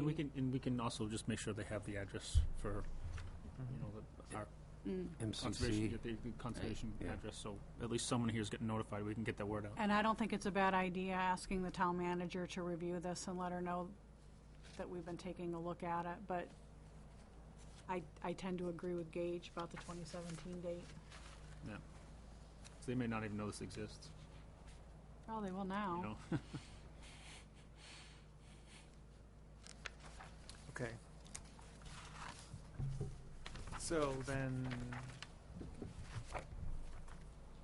you want me to let the town manager know about the agreement? I think she should be made aware of our discussions and about the concerns that we've had about certain things.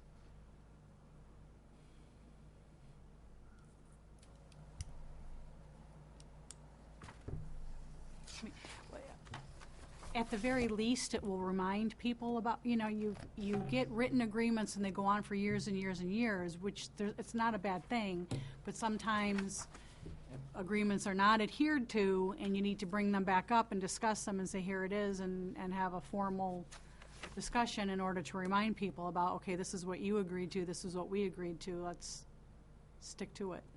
Okay. Because that new, is it Mockingjay, is that it? That's coming out pretty soon? Yeah. So, no, I mean, their ranks are gonna swell again. Every time that happens, so. Well, this is the last one at least And we also, of you know, that series. No, it's not. Yes, it is. Yeah, because No, it was a it's book. not. I know, but it's like, if it's a popular series, you know it's not the last one. Right. Well, You're right. and do we want to make changes? Like, you know, this seems like it was something that was renewed and renewed and renewed. But do we want it? Do we want our part of the, you know? Yeah. Do we want our part to look the same, or do we want to amend it? Yeah. If they're agreeable to that, I don't see anything wrong with it, but I think there is language specifically that speaks to if you take no action, then this is the action that Right. automatically ensues. Right. So I think that's valid, and it's in writing. Yeah. But I think if they were to come to the table and be willing to agree to amendments, I mean, it doesn't hurt to ask if that's, I personally, and maybe you guys have ideas about things that you'd want to change. I don't have anything specific in mind, but I would like the signage and the notice issues addressed. Yep. And I think making our town manager aware of our discussions and our concerns regarding this is not a bad idea. But any amendments, I don't know, so maybe you guys have something, but I don't. I do, actually. Okay. And I haven't Did you go quite- out there? Did you go out and see the changes to the landscape that? I have not yet, Okay. but that's part of it. Yeah. Again, I recommended that we did that we kind of go out there and look at those, look at the changes together, Mm-hmm. and I think we should still do that Mm-hmm. because it's important for you guys to see Yeah. what it looks like now versus what it Used to. used to look like. Yeah, well, I have extensive pictures of the way it used to look. So my thought is this then. So what I'd like to do is three things. Make the town manager aware of our discussions, inform them in writing of some of the concerns that we have with the current agreement and how it's being executed. And three, let them know that we'd like to work during 2016 to develop a potential new agreement that could take effect either immediately or in January 1, 2018. Because no matter what, it's going to take months to come together on a new agreement anyway. So let's let them know that we'd like to, that our intent is to move forward with something different. So, and what some of those thoughts are, I haven't quite formulated yet. But as you heard from when they were here last, they hinted at options we could have to make offers for them for their property or other arrangements. Yeah. Well, I think it's time now to put it, is to make some of those offers and let's discuss some of that and maybe get it rolled into the next agreement. Okay? Okay. So, does that work? Yeah. Those three things? All right. All right. I will certainly copy all of you on any letters I generate, so.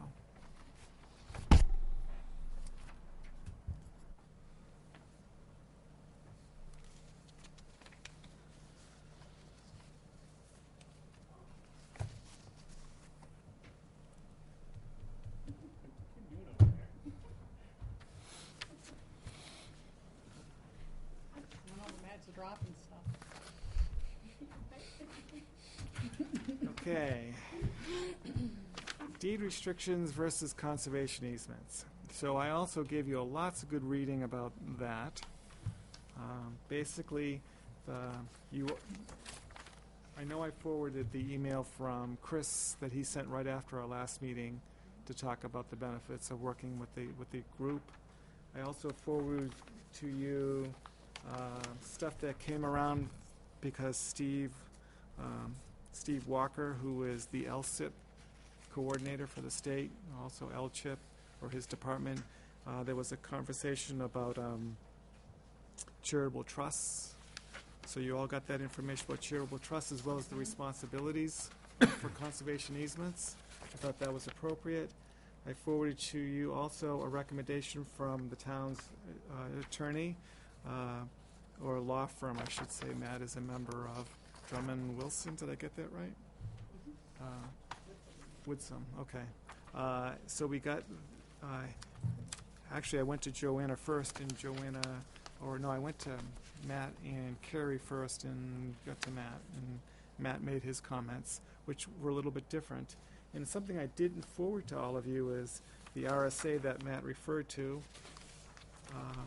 And one more thing that came out of the whole Kinder Morgan-Ned pipeline is that the Attorney General for the state stepped in to explain charitable trusts and spoke about how if land was donated with a conservation expectation, that it could potentially form a charitable trust, which then makes you obligated to enforce the trust.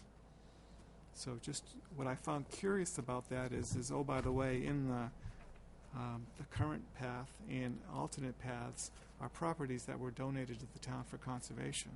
And some of them were purchased at a reduced price with the expectation of conservation, i.e. Horse Hill, i.e. Gilmore Hill Memorial Forest, i.e. the other parcel that's right by Pennachuck Square, and there's a few others that I don't think the town realizes, but they may have an obligation to Horse Hill and Gilmore Hill because it's a charitable trust potentially, and have to enforce the conservation easements. Whether they wanted to keep Kinder Morgan out or not, they may be legally bound to do it. You might want to bring that up with your town council because the way they were purchased. Okay, we got Horse Hill at a reduced price, even though we spent $4 million for it. Gilmore Hill was a donation to us. So I believe that falls well in line with this. So as well as the parcel by Pennachuck Square was a donation to us. So yeah. So, sorry, I kind of diverged when it came to the pipeline again, but well, this, and at the annual meeting, there was a lot of discussion, and yeah. I'm still not positive I understand, too, the difference or the benefits, or one being better than the other for deed restrictions versus conservation easements, but there was an awful lot of discussion about that, too. Right. But at the same time, eminent domain, doesn't that override all of that? Probably. I mean, we can say that and support it and enforce it,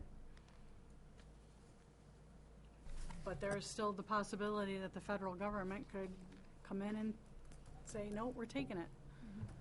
Although, aren't they avoiding the area that has an easement from the Forest Society? Oh, isn't that nice? Yes. Yeah. I mean, so it must be. Those alternate deterrent. routes, they don't mean anything. Yeah, Don't that's take true. any of them seriously. Yeah. They're giving lip service to people who are complaining, and then when FERC says, okay, you're going back to that original route, then they can all say, oh, look, we tried to work with you. All of those jogs and avoidance, I personally, I give them no weight at all. So, Yeah. and Fidelity yelled the loudest. Yeah, well, they have good points. They did. They raised good points. I read their letter to FERC. It was impressive. Yes. Yeah. Yeah. They didn't have to say that we have better lawyers either.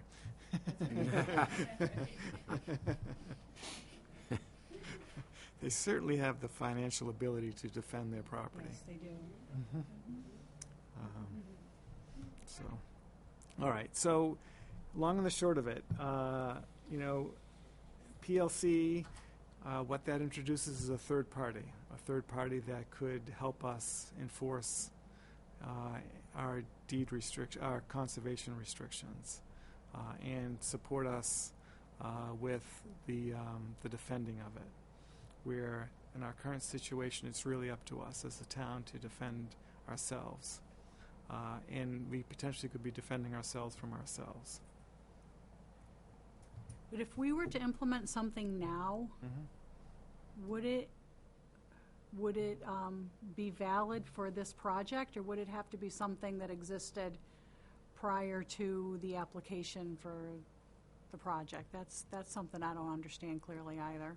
I don't know. I have an opinion, but I couldn't. I mean, I'm not a lawyer, but until FERC until FERC says this is the route you're going to take, this is the one we approve, I think we can do anything we want because it's not. It can be anywhere, right? Yeah. So.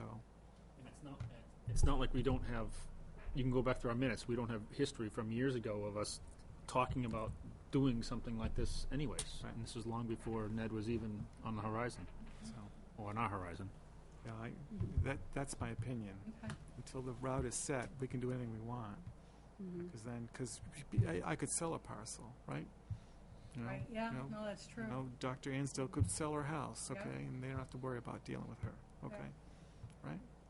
So, and in fact, that's a good I point. suspect properties are going to change hands even during the process. Just as a matter of fact, Yeah. estates will be created, people will pass on. Unfortunately, you know that's all going to happen because it's such a big project. So, That's a good point. so Plus, I think, there's other reasons that we were looking into this anyway. You know, we don't want, 50 years when we're not here. Well, that's the thing. We have Yeah. years worth of data going back of us looking into Talking land about- trusts and Right. for society, talking to those people and saying, what should we do with our property? So, Yeah. if we actually acted on it, I don't think that's going to be any kind of surprise to anybody. Right. And I don't think they weren't even in the area before, Right. right? I mean, isn't Chris Wells fairly new to this area? Yep. So, So do you have a time frame where you're thinking of moving forward with something like this? I don't. I mean, Is anybody else here? hey, for a while we were looking. I think we want to look at it to leverage the monies that we have left for any large parcels. Okay. So I don't think it's something we want to drop. But I think we have to be really committed. If we're going to bring in another third party and go to work with them, I think we as a group need to be committed to that. And I think, in my opinion, that we need to get our town council on board with doing that as well, because they will become part of the approval process. So I would hate to go really far and then have them say, no, which is why I went to the town's attorney to get an opinion, because if the town's attorney said, oh, absolutely, go bring them in, you want to have a group like that, or then it becomes really easy. Okay, now we have the dilemma of the town's attorney didn't say, no, don't do it, laid out some reasons why you don't really potentially need to do it, and countered some of Chris's arguments, which are the same arguments that are brought up in the Society for Protection of New Hampshire Forests and some of the other trust groups. They raised the same things. So now it's like, yeah, and unfortunately a council could change. We could get down this road and an election could happen and we could have a new council. So well, if we do end up retaining an attorney for the pipeline, is this a question we could ask them? Because this would be an independent attorney, yeah, yeah, we could. I just wonder if any of these land trusts would want to jump on, knowing that as soon as they jump on, they're going to have a lawyer bill coming, potentially. Oh, right. Right? Yeah, we want you to help us protect this parcel, and oh, by the way, they're going to put a pipeline through it. Right, We yeah. might need your help right away. Right, that's true, right. Why don't we wait 2 years on that one thing? Yeah, right, I know, right. Let's see if you still have it in 2019, Yeah, right. right? But it might be advantageous for us to complete the purchase of the areas around Greater Woods to meet that conservation focus area, or maybe helpful along Babusick Brook, or or whatever else. There's other places where we might utilize this. Okay. So, but I wanted to give you all the information. Chris has pinged me on a not a regular basis, but every now and then. Where are we with things? Because they Getting the legal opinion was really helpful. Thank you. Yeah. So I just didn't know if you guys wanted to do anything with this. You want to let it sit for a while? What are your thoughts? Do we have time and energy to pursue this? Because that's the next question. Okay, if we want to take this further, I'm looking for a champion, because it's not me. This pipeline and SEC is going to be a huge time sink. Okay, So I'm not looking to take on any new activities at this point. All right, It sounds so- like our situation is complicated. I mean, it's not cut and dry, like, yes, let's pursue this, or let's not. Yeah, we have mixed opinions. I mean, even our situation is with the pipeline and the properties. Again, there's other parcels in town that we could utilize them that are totally disconnected from the pipeline, right? Because the whole Greater Woods Conservation Focus Area is completely separate from this. And we're making progress, as you know, you were a big part of that, but there's more work to be done. So, Yeah. I mean, we could, So we could try to pick a tame or a non-controversial area to go forward with this. Does such a one exist? exists. But I just want to let you know that I don't have the energy to drive this. At least not now, and I don't see it in the next 6 months. Yeah. Okay. if we have certain properties that we want to put into a trust like this, I mean, I believe when he was here, the trusts have certain criteria for those properties. Like, so some of the purposes of a Greater Woods might change. And like, you know, ATV usage and stuff like that. Mm-hmm. Could. Yeah. Yeah. So my thought is before we do anything with a land trust, I think we need to get all the players in town on the same page. Okay, or else you're just spinning your wheels for no good reason, at all. Okay, so I think the first step would be is for us as a commission to say, yes, this is what we want to do.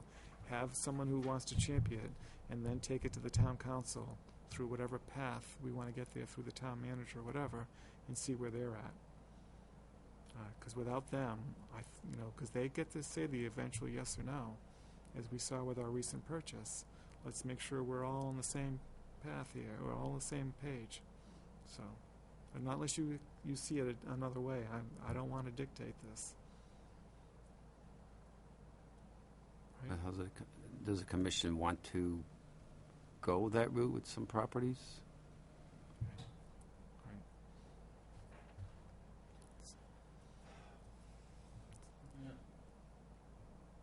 So, my only concern is that we could today believe that there's parcel X absolutely needs to be conserved for reasons 1, 2, and 3.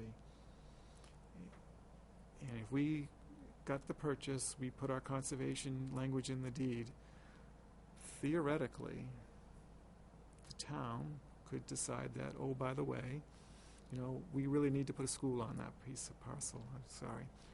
I don't see the town wanting to put a school on it, but we need to do this. It needs to become the new DPW garage.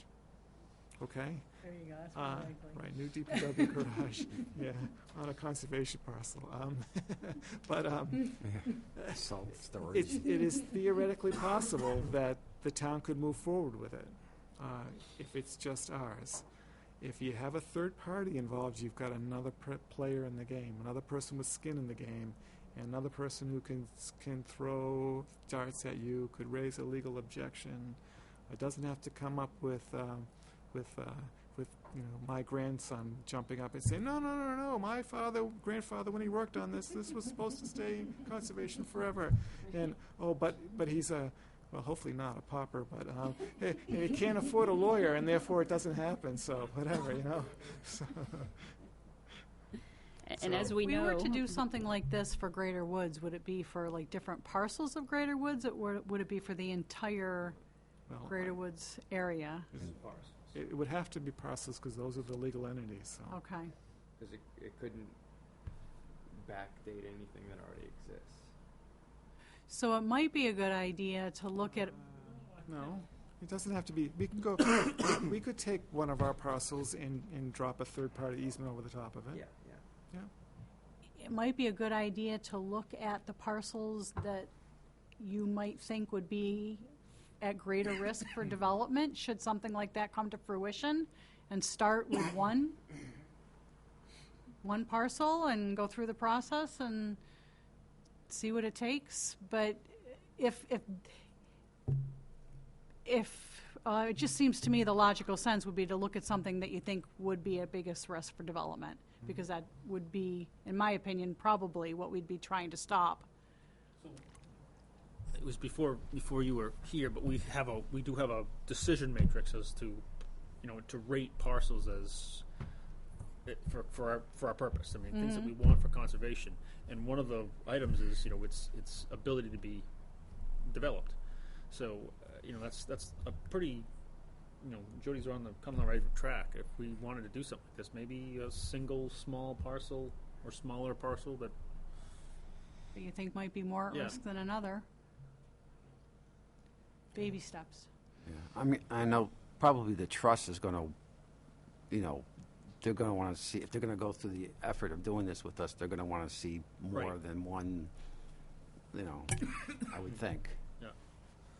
because I would think that they'd want to see it's at least at a minimum it's going to be a parcel that's adjoined to something that's much larger. An isolated parcel in the middle of a neighborhood, they're going to be like, yeah, that's no, thank you. We don't need anything to do with that. I mean, I'm not opposed to this at all. I'm just like, but I'm always like, do we need to do it?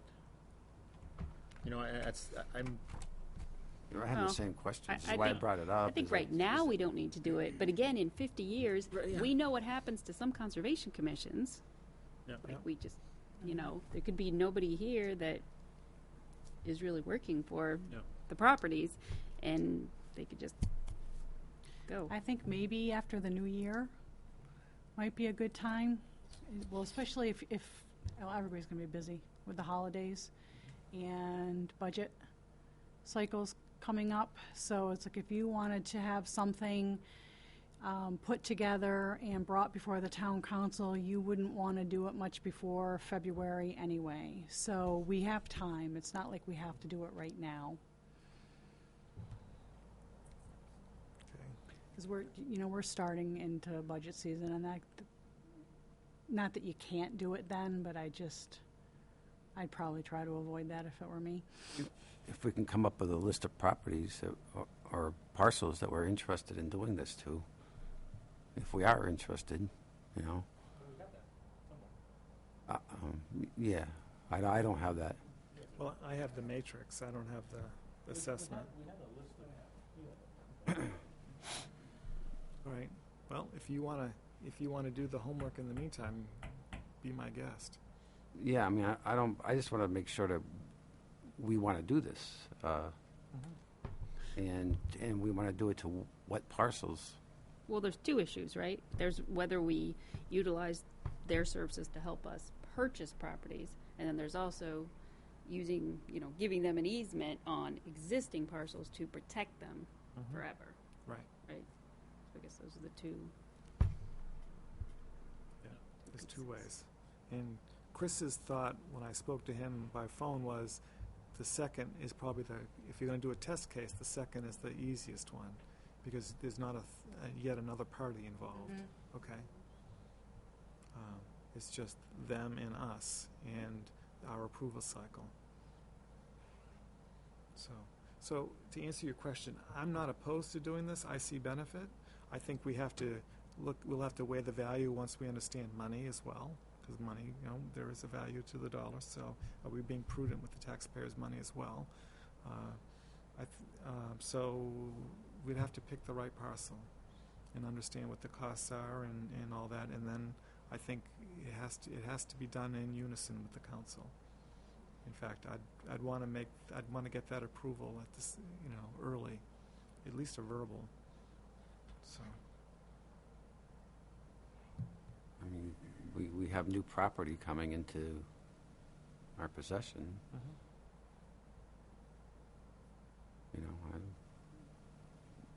And what other properties would we want? So Matt has a list of parcels that we were interested in, right? New parcels, correct? And then you could look at the parcels that we currently own, and then decide if there's one of them there that you want to make a recommendation on. Okay, do we have a list of those on the the ones that we own? Like, I, I'm not even aware of all the parcels that we Yeah. own.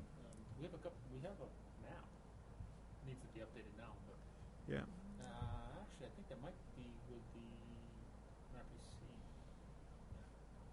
The what? So I have an Excel spreadsheet that I started way back when that I haven't updated in a while of all the, basically it's a dump out of the assessor's department as to all the properties that are owned by the town, and then all the ones that I thought were conservation parcels. And the town would have a record of that, right? Well, they would have, Maybe. well, Yeah, yes, they would, they would. It's and just that's not, where I started from, so. it's just not that easy to always dig through it and Yeah. find. Right. I believe, because we did it, I want to say through 2008 and 9, we spent a lot of time with the NRPC making that map, Mhm. and I don't know how they update it. I don't know if they update it. I don't know because we haven't done anything with them. So, but the NRPC, am I saying that right? Well, they have a conservation map, but the trouble is that map shows a lot of green dots that are commission-owned, town-owned, school district-owned, Right. private open spaces. So it goes way beyond knowing exactly which ones are ours. Well, that's what I'm saying. It was. I want to say 2008 Yeah, it's about 8 or 9. or 9, something like that. That we spent a lot of time like making sure they were segregated correctly, so you could see them individually. Like what is conservation, what is town, what is MSD. Oh, okay. So let me see if I might have a copy of it, or if I have what notes I have on that. All right. Well, I can forward with what I have. Matt, can you forward out what you have? Give it to the group? It's on paper. Okay. Yeah, we Can you did scan it? we did that on purpose. We Great at that. If you get Or if you get a Copy copy, it and we can scan you it. can yeah. stick one in my well, mailbox.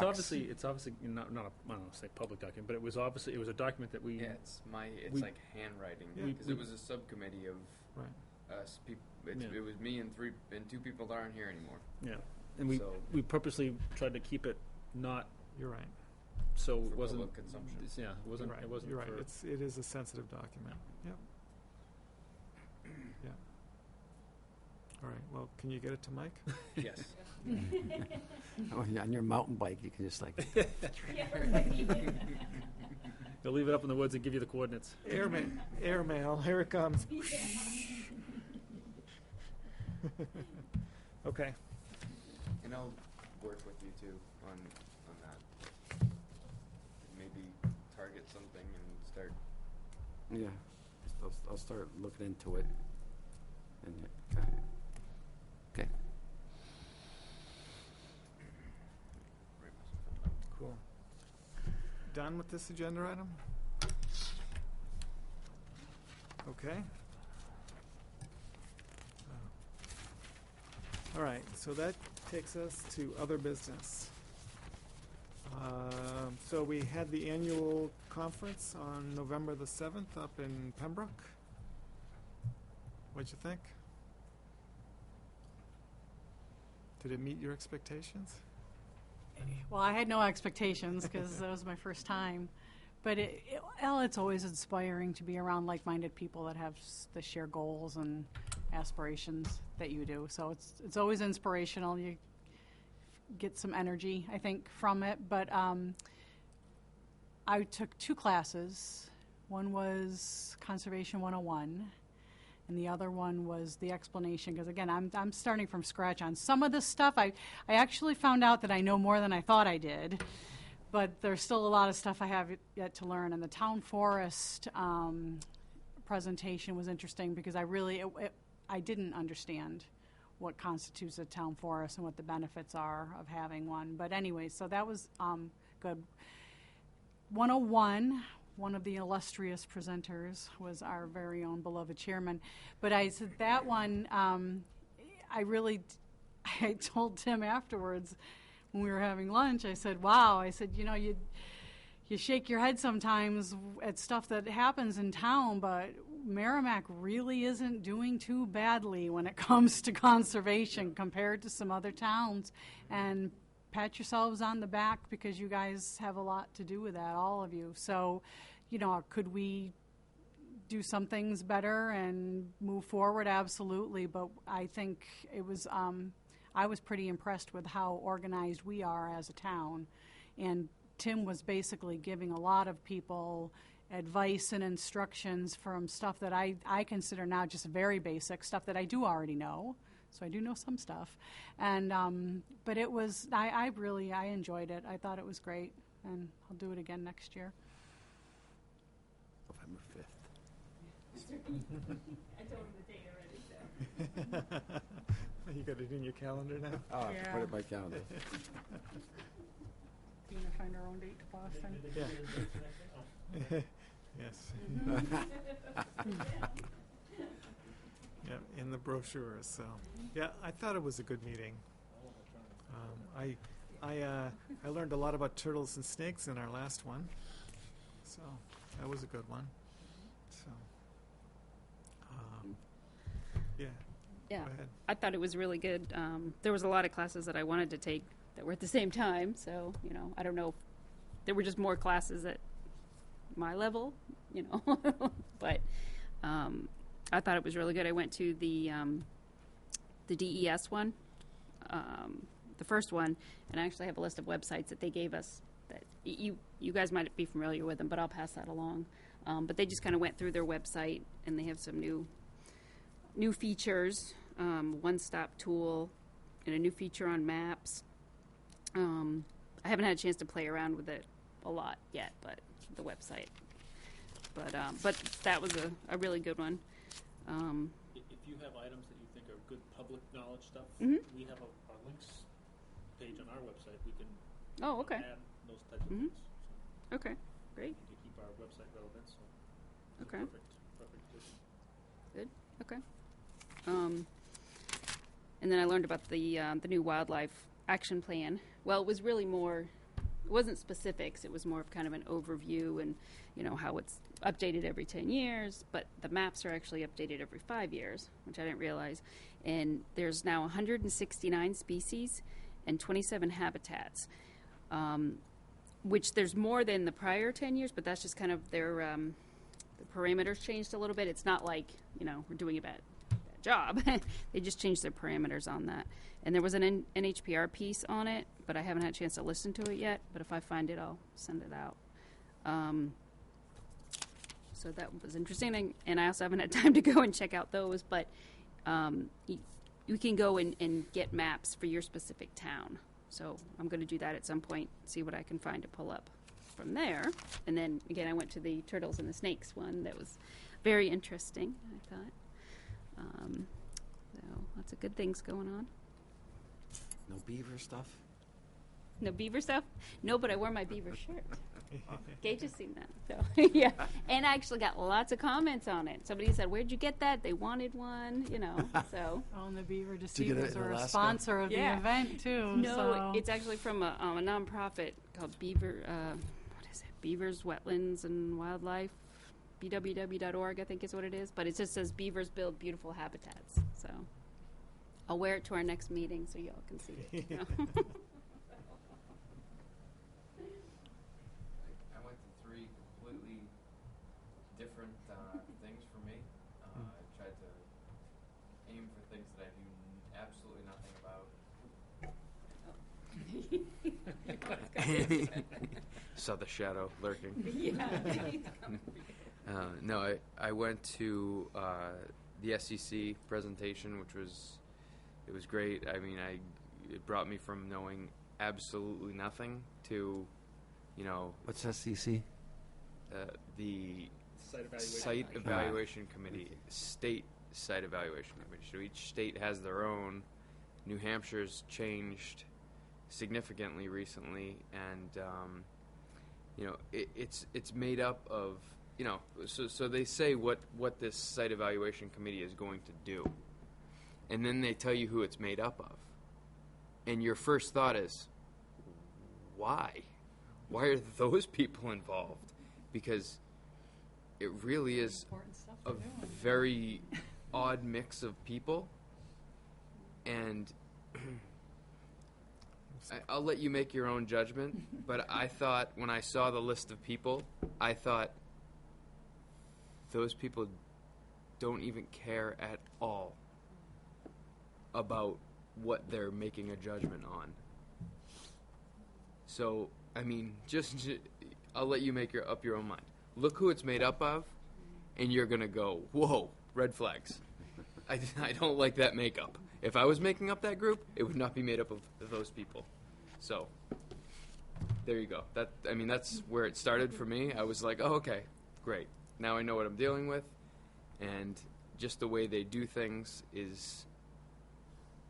And they make important decisions. They make very important decisions, and it's people that are paid to do other jobs, a lot of them state employees, and it's almost like what they're making a judgment on is almost a conflict of interest on what they do on their day job. So it's like, ugh, okay. But it is what it is. It exists, and we should know how it's made up. Right. So, yeah. So I learned a lot there. And then I went to a Wildlife Action Plan presentation, which was really good. It was the one before the maps. It was the big picture.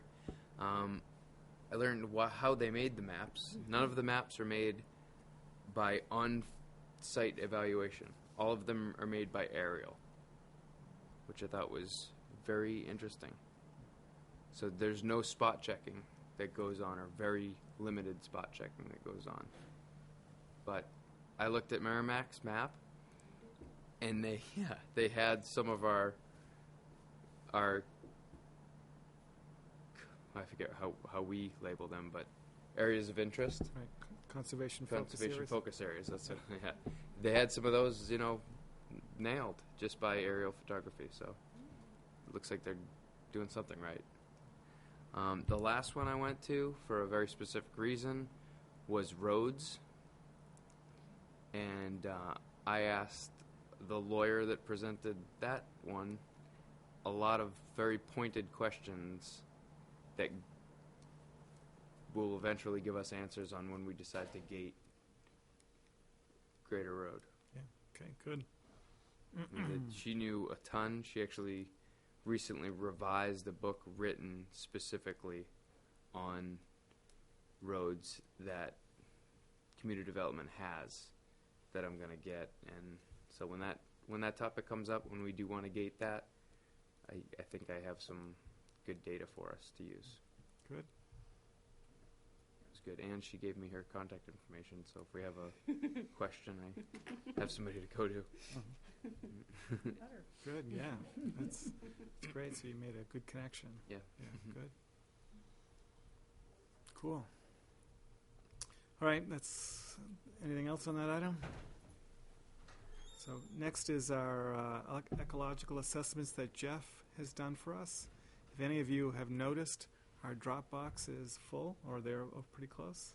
It's because I put 3 of the assessments in the Dropbox. I meant to ask you about that. Like, I didn't notice that it's full. Yeah. Well, that's I did that. because it's a free site, so Yeah. it's a small one. So my thought is to move them to our website and stuff like that, but I just needed a holding place because they are really too big to email around. I mean, because I tried emailing the Horse Hill one, which is big because of the maps and stuff that are in it. So I think I'm just going to put it on our website. If that makes sense. And then anyone can just pull it off. Well, There's generalities in it. I can't say every gone through it by here, but it's, Right. So he does make offers, protected species, or rare endangered species, and it's the kind of stuff that we don't try to point out. But it's gonna be obvious that, it's in this area because that's the area he covered, so, yeah, it gets to the borderline, but we're a public body asking for that stuff. So And we did have discussion where it was all put out there at a public meeting, so. Yeah. Right. Yeah. Now the next level of depth of information we don't have at this point. Right. But it'll soon be available. So we have to decide how we want to deal with that, so. All right. If anyone wants to see any of that stuff and you don't have access to it, and you want to look at it right away, let me know, because it might take me a little bit to get it up on our website, so. I think the Dropbox went up to everyone, right? Doesn't we all have access to it? Yeah. I believe. Yeah, but I do. I don't think everyone's used it, so, No, I have no idea. yeah. It's full now anyway. It's cloud storage. So you have to subscribe to it, and then it shows up. I don't know if you've used Dropbox before or not, so. Only, yeah, a couple times. Well, make up a new name and subscribe to it, that way we'll get more space. Oh, really? Okay. Because it's pretty against their little agreement, but whatever, it's. Yeah. All right. Okay. No, they have subscriptions, I mean, if we wanted to try to. Somebody Well- shared it with me so I could look at track photos. That's what I've done. It's not like I'm using it or downloading anything to it. Heavens no. Have we gotten anywhere with our internal cloud storage? Yes and no. Okay. Yeah, so we have space, and for some strange reason, we can't get to it. It's there, you can look at it, but you can't save anything, put anything on, so they're trying to figure out what is wrong. Okay. So, and it's also, it doesn't sort things well. I don't know, I haven't think played- I sent you that. You did, picture. yeah, I didn't. So anything you put up there, it just goes up, and you can't change the sort, so there's no alphabetical, there's no filtering, so it's going to be a little bit of a learning curve, I think, for us to use, but it's there, and we're working on getting it straightened away so we can all get to it. Yeah. So we asked the town to create some cloud storage for us. Okay. Yeah, especially now in the electronic age, it'd be good to start getting those documents somewhere where they're not in my hard drive or in other people's, or on CDs sitting in file cabinets somewhere, No, and they should be in a place where anybody can access them. right? Absolutely. So it's still a work in progress then. Good. All right. Next is firearms ordinance. That has come up a few times. Do we want to have a firearms ordinance? Do we need one? Blah blah blah. What are we thinking? Because I know that you have mentioned it, and I think Matt has mentioned it. Yeah, well, I know you said it's not spelled out, but kind of insinuated that they need permission to target shoot. So state law says that you need permission to target shoot. You by the fact that you own a parcel, you can target shoot on your own parcel within certain feet and dimensions and stuff like that. But to fire on anyone else's property that's not your own, you need permission. So therefore, we kind of have a default state law that says you need permission. So if there's no permission granted, people can't target shoot. Yeah, not that anybody looks at it, but it might be clearer if we just said, the use of firearms is restricted to hunting during its appropriate season. So the town also has an ordinance for Horse Hill that says there's no target shooting on Horse Hill. It's how that got there is a story and a half, but the objection that the police department made at the time when that ordinance went into place was, how can you tell whether it's target shooting or whether it's a hunting-related activity? And sometimes it's hard to tell, but other times it's pretty obvious It's easy, when there's a yeah. television set and they're firing away. But if you've got a hunter, trying to hone their sights, they could just be hitting the stump of a tree, and then you would not know, especially during hunting season. So, but outside of hunting season or whatever, or weapons that aren't allowed during hunting, like New Hampshire, Merrimack, the zone we're in, you can only hunt with shotgun anyways. For a rifle type or black powder, you can't hunt with a 30-06, okay, for deer. But I guess technically you can hunt with a pistol, by the way. Yeah, why there's the difference? Because the bullet coming out of a pistol will travel 2 or 4 miles, where the rounds coming out of a shotgun after about 300 feet pretty much hit the ground, or if they hit you, they're not going to cause you any bodily damage. That's kind of why you can do that in this area of the state, because most, pellets kind of lose their emphasis after a while. So, long story short, we have an ordinance on one of our parcels that says no target shooting. We could try to extend that ordinance to cover all our parcels, or someone could just go back to the comment I made earlier: is you need permission, Right. and if you don't have permission, it's against state law, and that is enforceable. So, how do you want to go? What do you want to do? Anything? I think that the latter is the way I'd like to go. I'm trying to remember the article about Londonderry, why they ended up having to do that. The Musquash? Musquash, because I can tell you why. Because Because people were target shooting on the trails. Mm-hmm.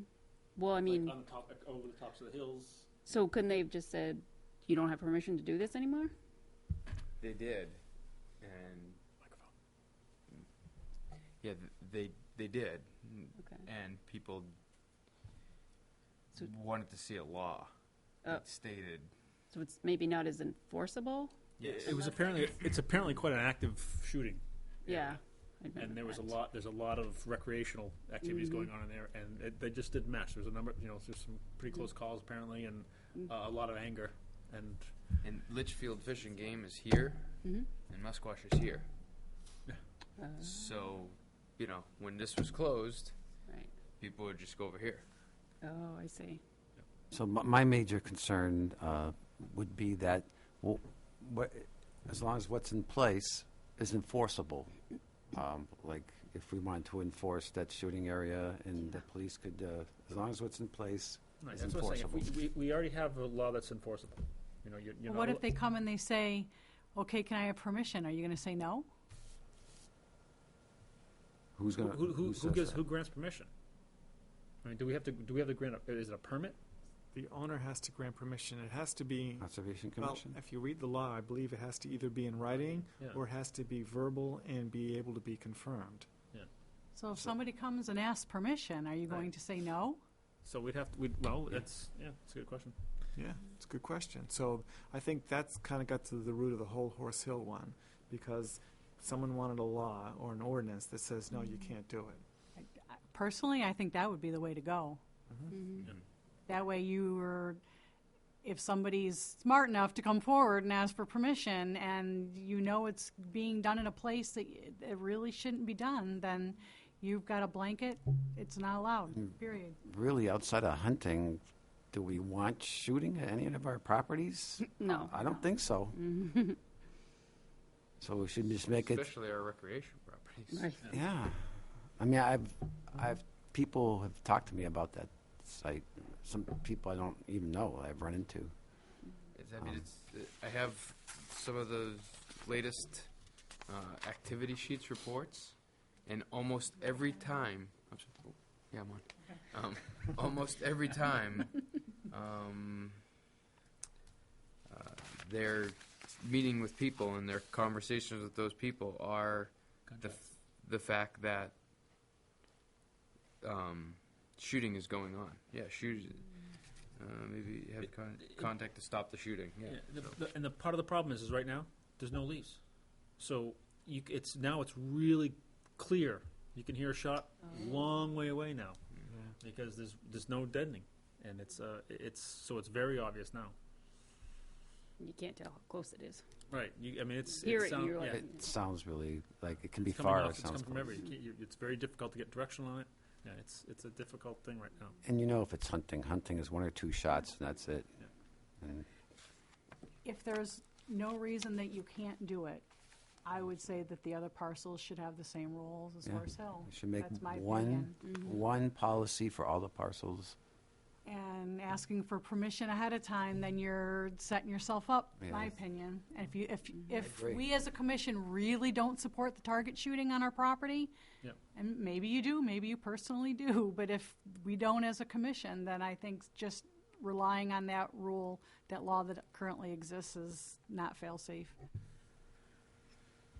Okay? So, who wants to do the homework to put together a proposed ordinance to impact other properties? I'll do that one. That was obvious. You gonna just do all town properties? Or do you want a whole list of properties? Just asking. Well, right Can I now, do whatever properties I want? If you're doing the work, knock yourself out. No, you tell me what properties you guys would like to see. are we me- referring to all Conservation Commission-owned properties? Well, I don't so, think we could. I don't think we can refer to anything else. well, if it's gonna be an ordinance, the town has to enact it, the town council has to enact it, and the town can say all town-owned parcels, including those managed or owned by the Merrimack Conservation Commission. They could be that's that general, I think. Of course, you'd want to get Attorney Upton. Or could we, What's the Or school's you could policy? name every tax map parcel if you want to do it say, that way. or could we just do Conservation do Commission-owned it that way. properties? We could do that, too. too. The issue you're going to get into on Greater Woods is not all Greater Woods parcels are owned by the Conservation Commission. Okay, Some of them were one of them, a large one, was tax deeded to the town. okay. And then, of course, you've got the school district parcels, which Yeah. they have their own rules on. They have their own firearms rules. Yeah, but is it an ordinance? It's not. Therefore, Oh, really? it's not an ordinance, Ah. not that I'm aware of. I think it's just their private. Yeah, but school I mean, It's not there an are ordinance. laws, yeah, but Yeah, right. there are rules and laws that pertain to school federal. district property. Yeah, they're federal laws. Yeah. I would, Might as well I make would, it I everything. would ask to confirm your thought on that, okay? Just, I wouldn't take it as, it's certainly not a town ordinance. Might be No, it's not easier that for hard. the police department to enforce if it was all town-owned properties. So, I don't know, just, I don't want to, I mean, you could be real specific and say tax map parcel XYZ. Okay. And do it that way, or we could, But then Try to that means open that's it up. something that has to be kept up. right? Yeah, just like Or if chapter you use 111. yeah, you'd have to update it, so probably the other way would be the better way to go. If you can, you might want to speak to the town attorney then. I'll get some advice on this. Yeah. Okay. But I'll be sure to Okay. do the research on the school district portion of the property, too. I would ask, yeah. Yep. So, by the way, we have a number of commission parcels that we own where target shooting is excluded in the deed, by the way. Yep. But it's never been codified in an ordinance. So therefore, the police always go, well, I don't know if we can enforce it or not. And then I'll say, well, they didn't get permission. Okay. Yeah. Right. Can- The Greater Woods. Yep. Having a hard time Yeah. enforcing. You yeah. gotta Well, see yeah, that Mitchell spot. Woods and. Okay, yeah, I'll have to Forest.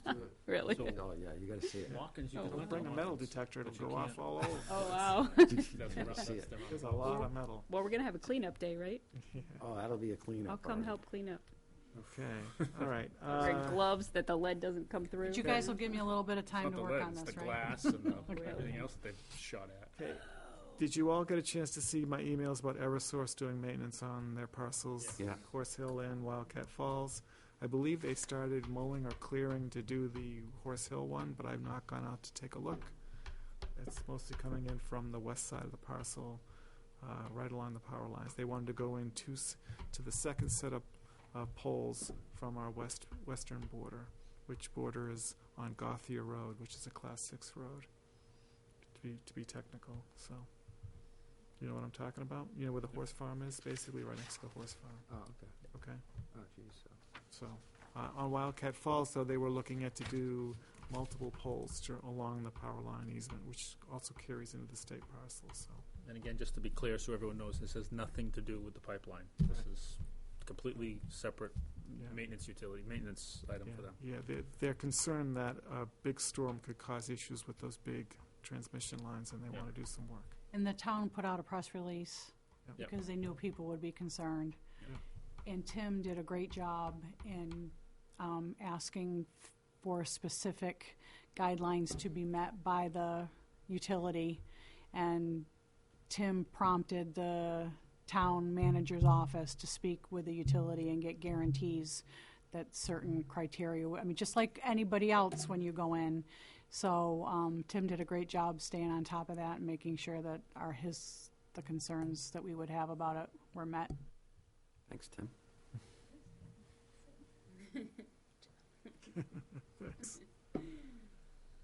All right, so that's that update. Land purchase, we still do not own those 4 parcels yet. Friday. Wow, Friday's Okay. a big day. So Friday at 10 o'clock, we're going to sign and transfer checks, multiple checks to multiple parties. There was a little bit of confusion on getting the deed language correct so that we don't run into the situation that we had with the deeds that took us a month to fix. But that's all been worked out according to our attorney, and she's happy, I'm happy, and we'll do that on Friday at 10. The attorney fees must be pretty high. I suspect so. I haven't asked. Gonna be taking pictures, like when the governor signs a bill. You're gonna be like, here we go, get the parcels. Can you email us? Is that What's that? When it's done. when it's done? Yeah. Oh, Okay, good. Great. Yeah, well, you can assume it'll be 10 o'clock on Friday unless I email Oh, otherwise. okay. All right? Because I was checking my email Yeah. vigorously on the 10th. So have your little party horn ready. Yeah, that's right. I'll get thrown off the plane. Simultaneously celebrate. Gotta run out on the property. Yes. So I'll get thrown off the plane. I'm not going to do it. Yeah. all right, so I guarantee you I'll let you know if it doesn't happen. Okay? You guys are waiting a long time for that. Yeah, Yes. that's why I was checking my email on the 10th. Yeah, Today, right. We hoped, but there's a lot of parties involved. right? So what I did do is I agreed to a 14-day extension to the closing in order to get this all worked out, because I didn't think we would say no. No. So, and I figured they knew that too. So, but there's a lot of parties involved. There's like 7 checks that have to be written. So, yeah, little bit to this person, a little bit to that person, a little bit over That's a here. pain. Yeah, it is. You pay to the trust and let them divvy it out. You know? All right. Next is vacancy on Greater Woods Subcommittee. And I suspect there's a vacancy on the Horse Hill Nature Preserve Subcommittee. But I never got confirmation from Newt. And I misspoke earlier. You said there's 2 on Greater Woods. Only 1. Okay, so I went and looked at, the reason why I said 2 is I went to the minutes in July when we did all the approvals for the members for the subcommittees. And at that time, we only, since they're yearly on the Greater Woods, we only approved 1 alternate. Steve Bashand or Steve Bashan was not in the, yeah. So he has been to the last 2 meetings okay. and said that he wanted to stay on. I just don't think that our ex officio is at the meeting, so I don't think we got. Oh, the Back. message? Yeah. So No.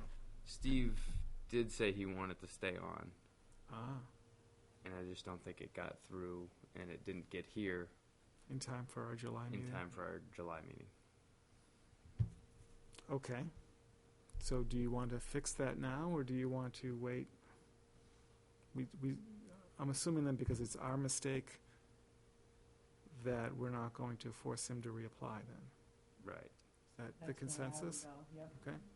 All right, because it's our mistake, right? All right, Did you let my neighbor know there's a meeting tomorrow? Yes. all right. So I'll accept a motion. I'd like to make a motion that Steve Bashan is reinstated for a. He's an alternate. He said he'd like to continue on for an alternate. So are we appointing 1 year for alternates? Yes, we are For Greater to Woods. July 31st of 2016. 2016. Okay. Second. Seconded by Gage. Any more discussion? All those in favor signify by saying aye. Right? Passes 6-0-0. Okay? All right. I gotta update this. All right. That's good to know. It needs to be much bigger than that. I still can't see it. All right. So back to Horse Hill Nature Preserve. There was a thought that there was a member that's since moved out of town. Yeah, was that Adrian? that was Adrian. Can someone before our next meeting please confirm? He did. He did. Oh, I he did? confirmed. Okay. Oh, okay. All right. So we do have a vacancy then, and that's a full-time opening, correct? Yes. So we'll have to discuss applicants for that then as well. And we had 3, well, I attended the last Horse Hill meeting. Cindy she was there too, but they have 3 people interested in the position. Okay, I've only heard from one. Only heard from Sharon. And I Yeah. believe that's Well, Don wasn't. I don't think Don was at the last meeting, but the meeting before that, he expressed the interest, and at that point, I didn't give him the direction to, contact us because I was still kind of looking to see who was on it, and I mean, they actually kind of thought that they were alternates already, but so yeah. Hence why we need a charge. Right, yeah. So we had, Sharon and Dawn, and I don't know about the third one, I guess. Who was the third one? Or you- Richard. Oh, okay. So, I didn't know he wanted to be too. Okay. so can you reach out to the 3 of them Mm-hmm. and let them know that we'll be accepting applications? You can let Sharon know that I've already received hers, okay? Okay. For that open spot, and then at our next meeting, do we want to do interviews at our next meeting and have them actually appear? Get it all done with? At least give them the option to appear with Right. their written request, like we've done in the past. Yeah. Okay. So the other thing I'd like you to do, though, is I'd like you to reach out to the alternates and make them aware that there's a full-time position open. They should be aware of that, Oh, okay. okay? Since they are alternates now that we've already appointed, they should have the opportunity to move up, okay? And when you do that, please CC all the full-time members so it doesn't look like we're doing it behind anyone's back. Oh, okay. Okay. Yep. Make sense? Mm-hmm.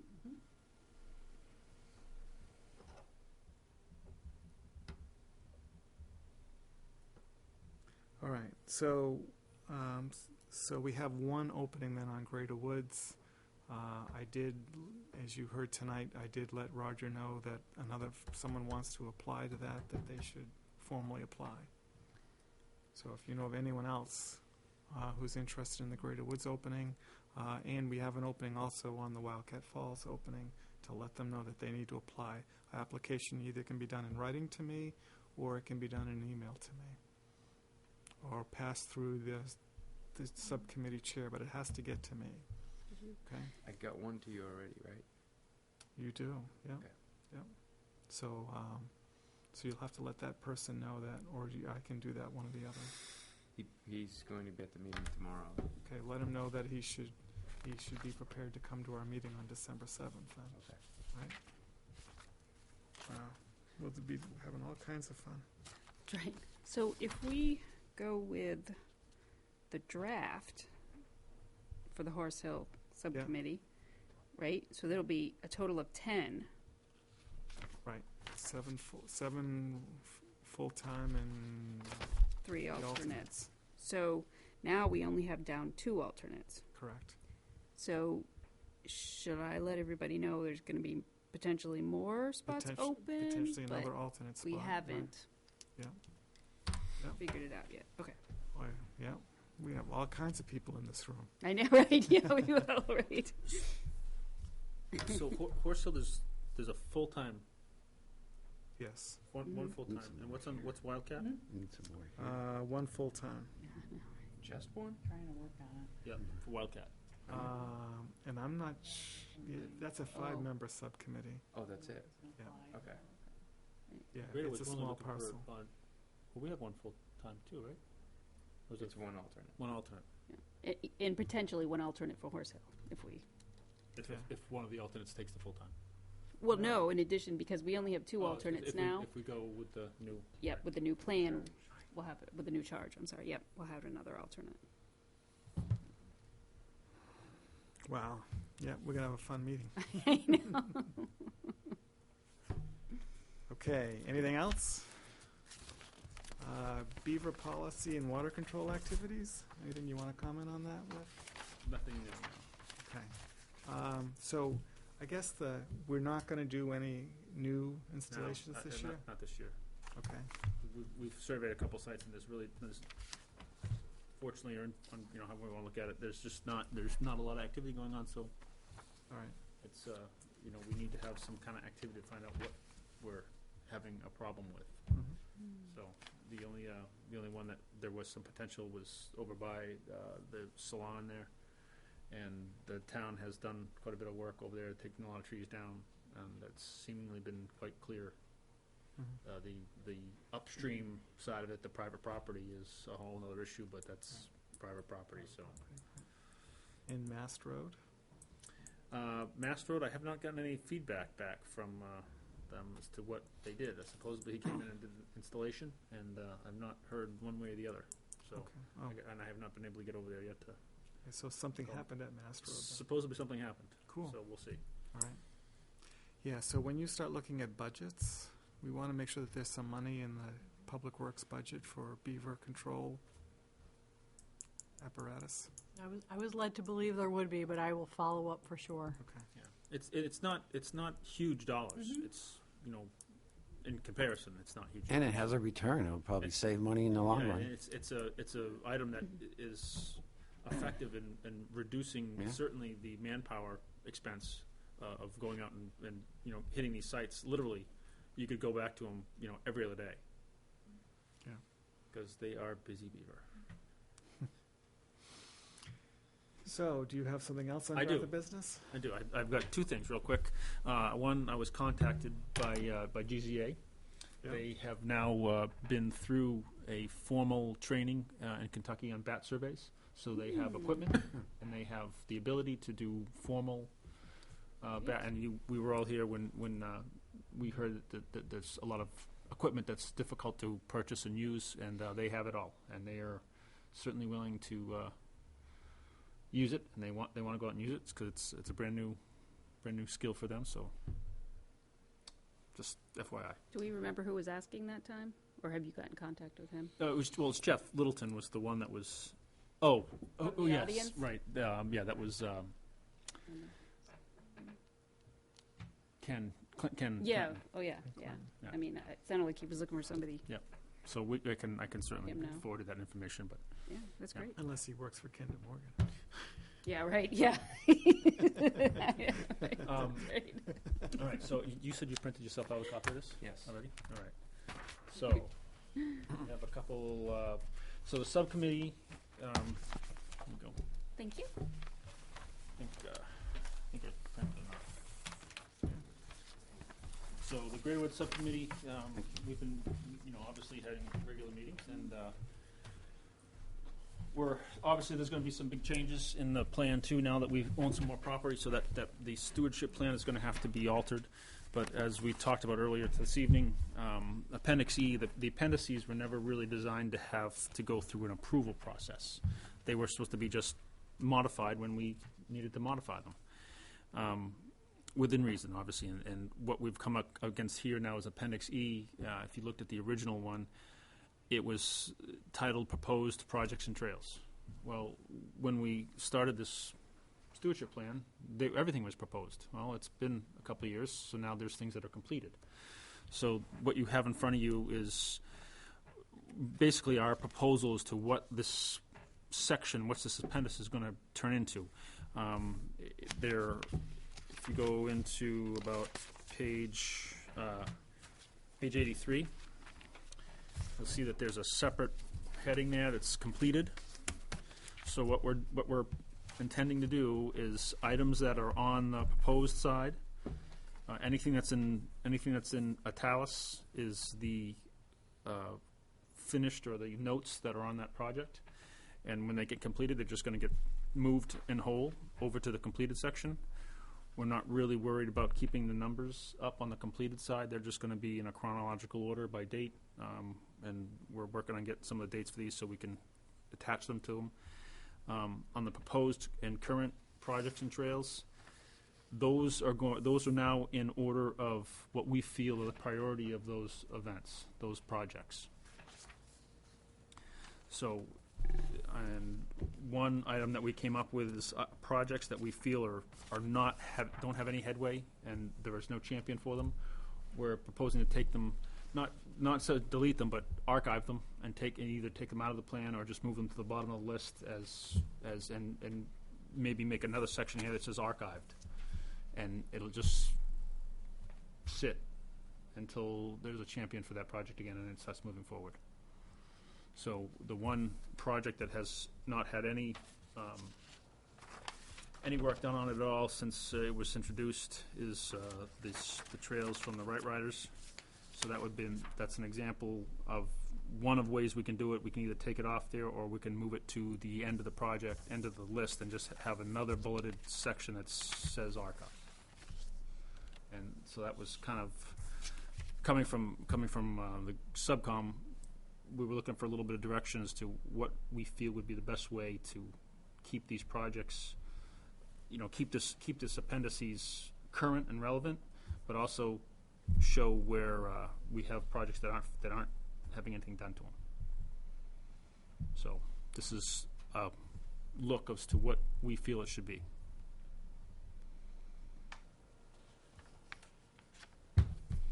So my general opinion is that projects should not be deleted out of the plan and not be available.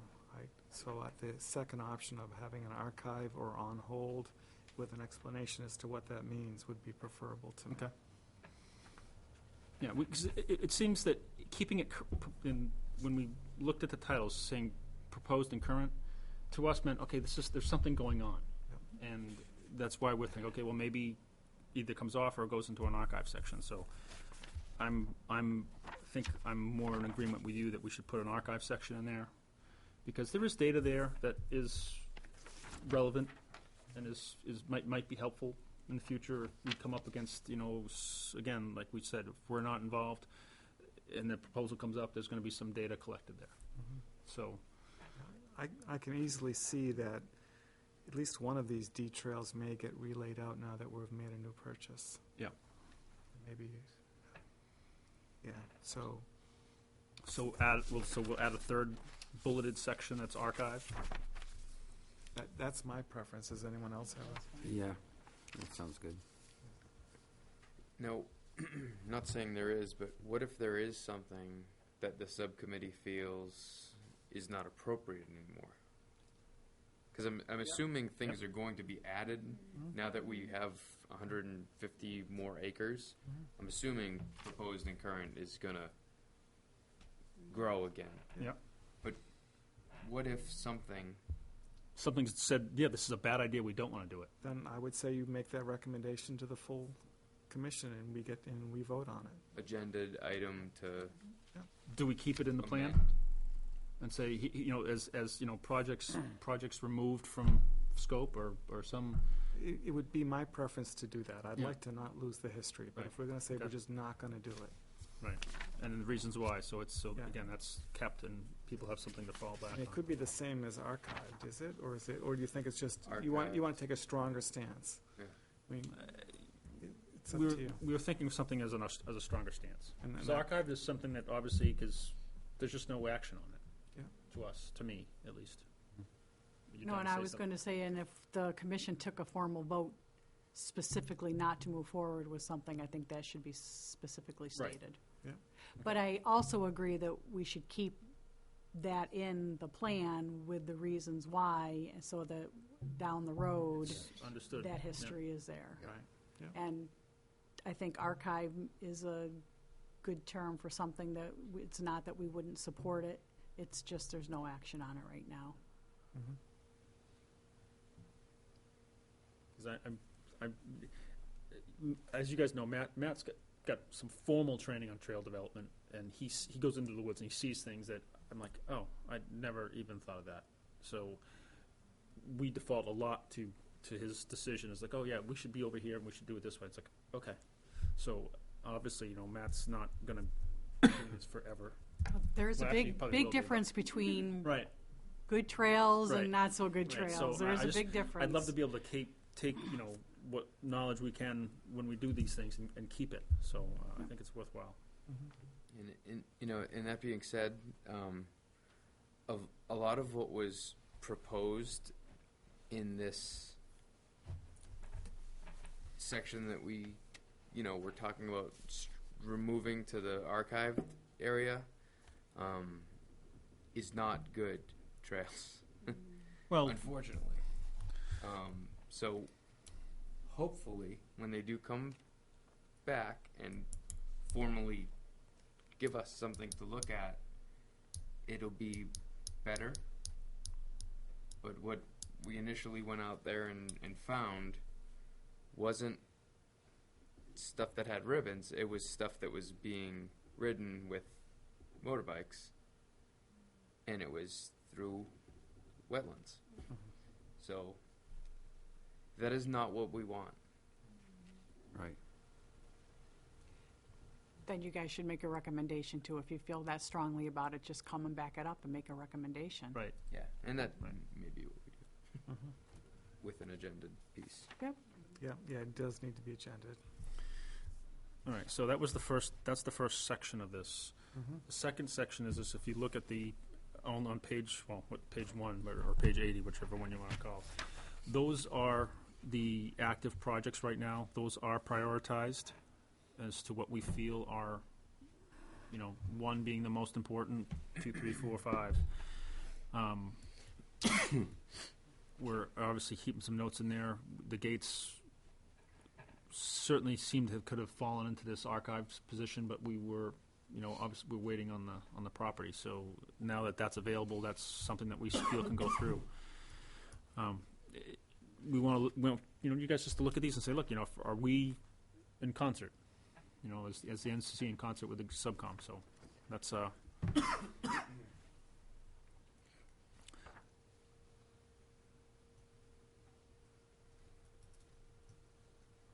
we're thinking 4 and 5 may switch because the OPDMD is really a large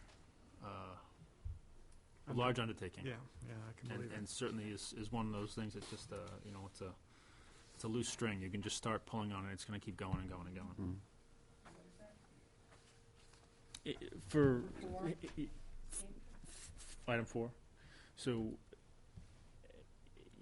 access, an AD, think of it as ADD. Yeah, not ADD, that's me. ADA access to, it's basically, it comes up to ADA access with trails.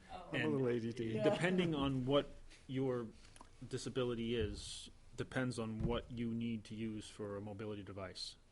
And that, it could be a Segway, it could be an ATV, it could be anything. If it becomes what is considered your mobility device, a wheelchair, it could be anything. The trails are, but, think of the trails. You just can't make everything available to anything. So there's also now a lot of signage that has to go, and you have to warn people ahead. There's obstacles ahead, and these obstacles cannot be traversed with. So it's a real big issue. Yeah, and unfortunately, it requires a lot of signage, which is one thing we're trying to not do is have signs everywhere in the woods. So it's an issue. Is that Skyline Trail, is that going to go over to the Amherst view also? Or- I'm just curious.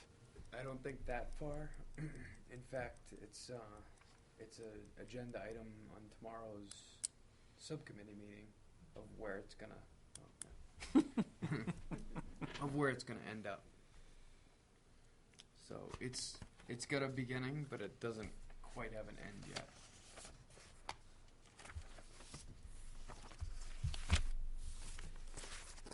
Yeah, looks in line with what I've been thinking. So, and progress is great. I love progress, and you guys are making progress. So, you guys should be commended for that. So, Yeah, the new trails. I like them. You guys, when did you do that Saturday? Saturday, That bridge? we put a bridge in, yeah. Oh, did you see it? Yeah, Oh, good. yeah. I was expecting to see you, and I got out there. I was like, "Oh, where is he?" 20 minutes. Is that on the new, Wow. the Wow. new Scout Trail? Yes. Yeah. Oh, Is that a bike? no, that's, I'm talking about, Oh, what- I put a bridge You on did the mine. Wasserman one, didn't Oh. No, I put a different one? Oh, a bridge on Skyline. ah. Oh. I can't, I can only get about 40 feet on Skyline. I have to go in there alone to start figuring out where the trail is. I had company with me, and it was this, I'm not going through there. Oh, I see. Okay, we'll turn around. Yeah.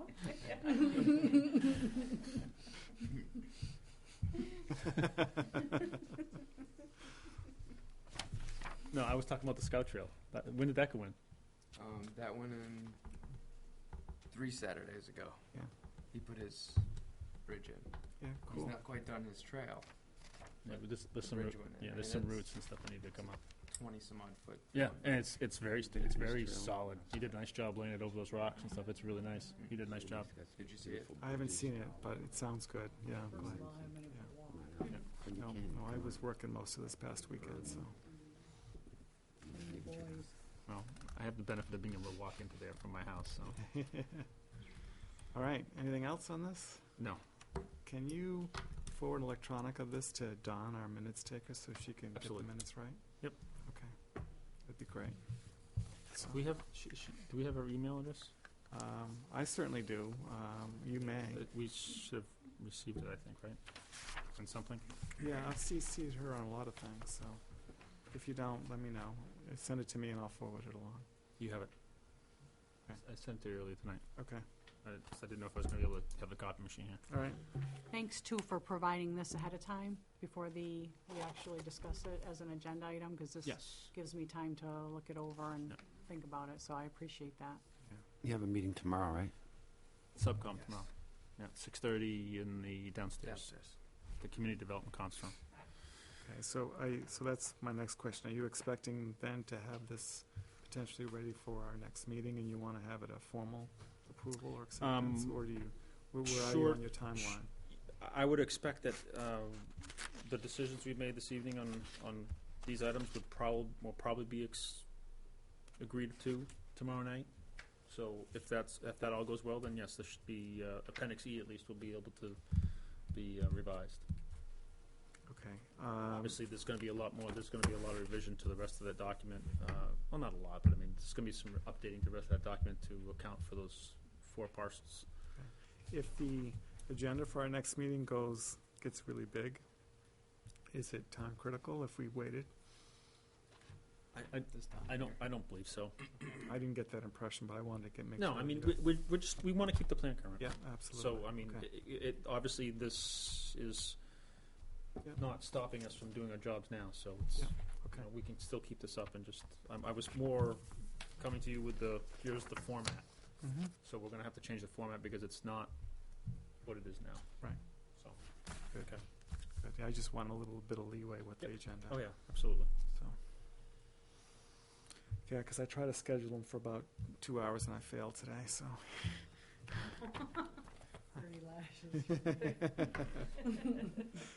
All right. This has been bad. We got a lot done tonight. Yeah, we did. We had a lot to do, and I just wanted to get some stuff behind us or direction. All right, other business. Anything else under other business? Okay. So that takes us to minutes of October the 19th. Get a chance to review them, look at them. So I'll move the minutes of October 19th with corrections.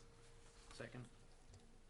All right. So the corrections are, starting on page 1, line 42. It's a purchase and sales agreement, so that needs to have an S at the end of it. In the middle of line 42. My next is on page 3, line 38. From the beginning of the line, it reads, cluster subdivision would be mutually beneficial. Benefit should become beneficial.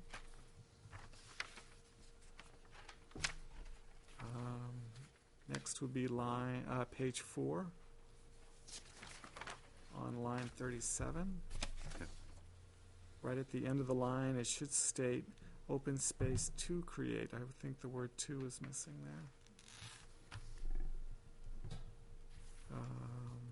Next is page 5, Line 37. I believe in the beginning it should say Ann, A-N instead of A-M, has Ann in-house certified. Spell check would not have got that one either, so. Page 6, line 32. I think at the end of my comments, it should say scoping comments were filed instead of was. I think the word should be were. I noticed between lines 44 and 45, there probably should be a space added there because it's a paragraph break. Maybe that's in the final version, I'm not sure, so. I didn't get a chance to do the homework on this, but on page 7, line 4, I believe it's Dr. Ansdell, A-N-S-D-E-L.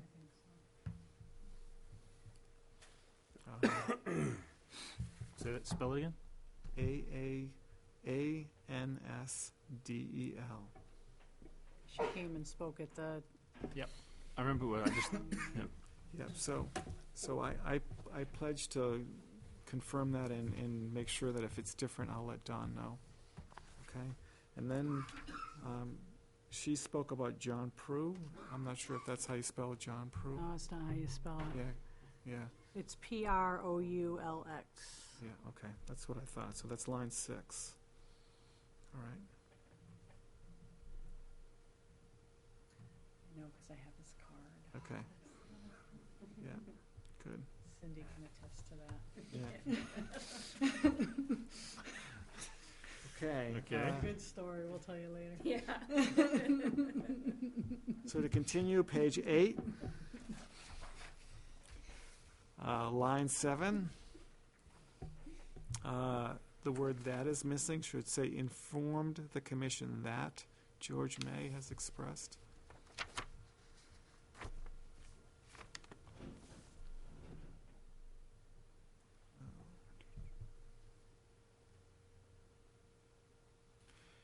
Yeah, I think that's a note to myself, so I'll skip.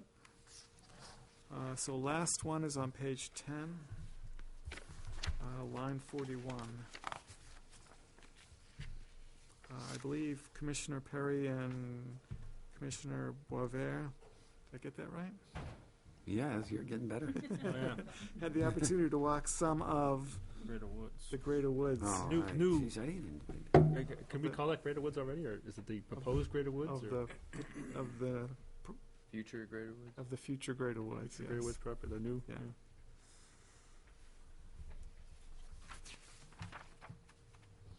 That's all I have. Anyone have anything else? I have one question, I think, that I just want to make sure.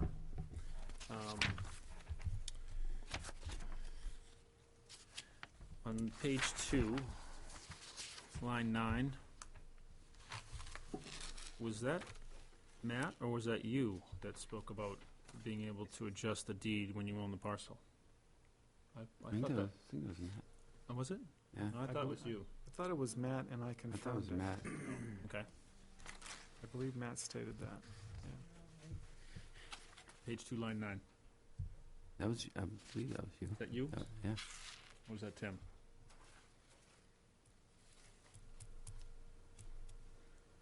Yeah, that was me. Okay. Page, are you done? Are you done, Gage? Yes. Page 7, line 43. I just can't make sense of that sentence there. Chairman Tenhave remarked his thoughts were around there are hidden things out there, the commission. It's almost like it should be quotes. Are there hidden things out there? Yeah. Or comma. Yeah. Are there hidden Something. Remark his thoughts were around, comma, are there hidden things out there the commission is not aware of? Yeah, probably just a comma in there. Yep.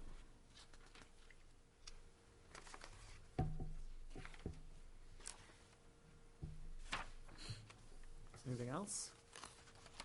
Anyone have anything else? Cindy? Page 3, row 33. I think it should be emplacement of a large portion. Yeah. And then, get one more.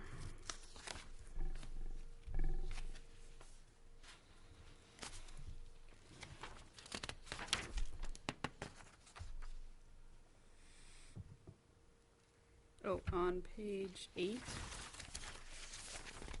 line 47, I think the of the condition should be deleted, so it just says he spoke of the improved condition of the roadway.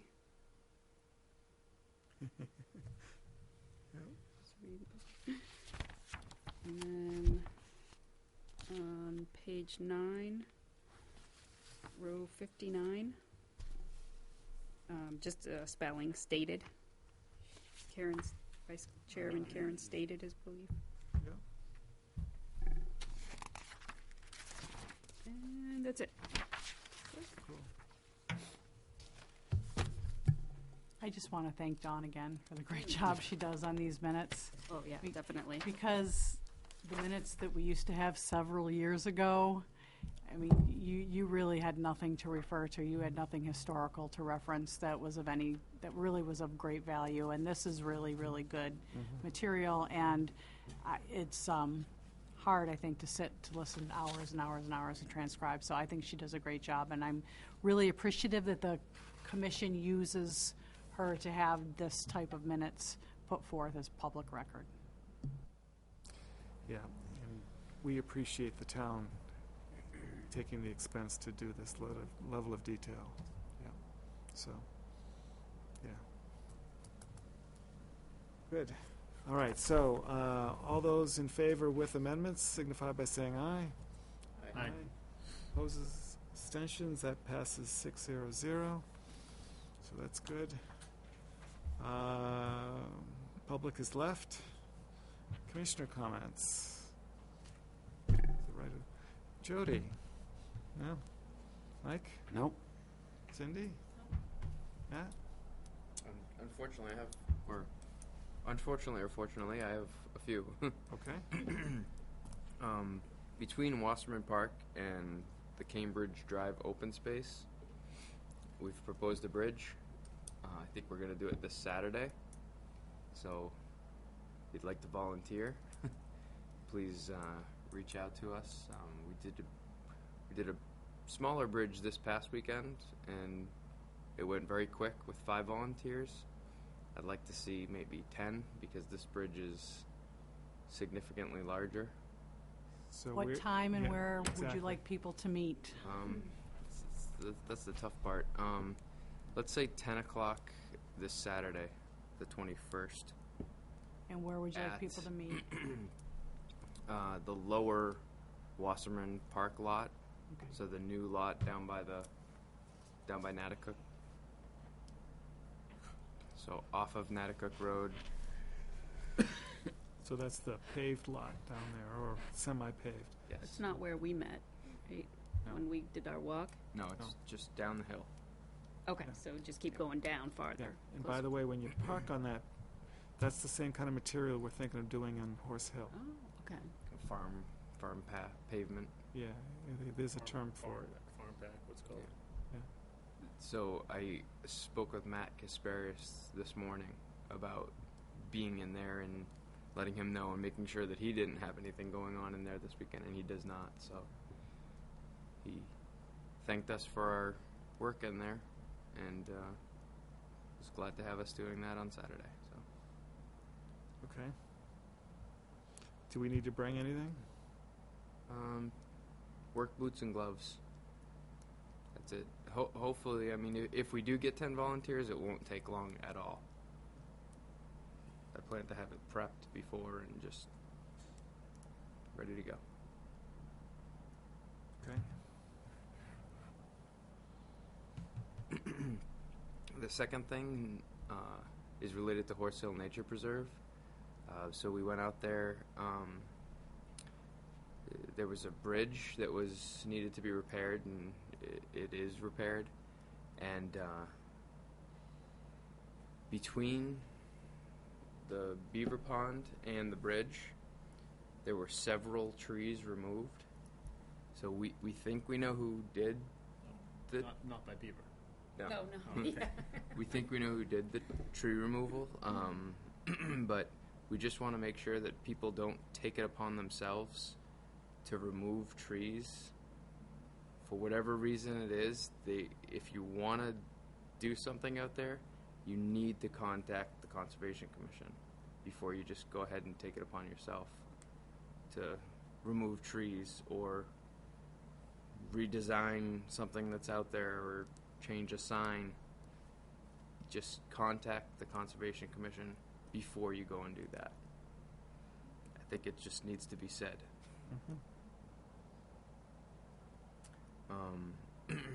And also a question for the Conservation Commission.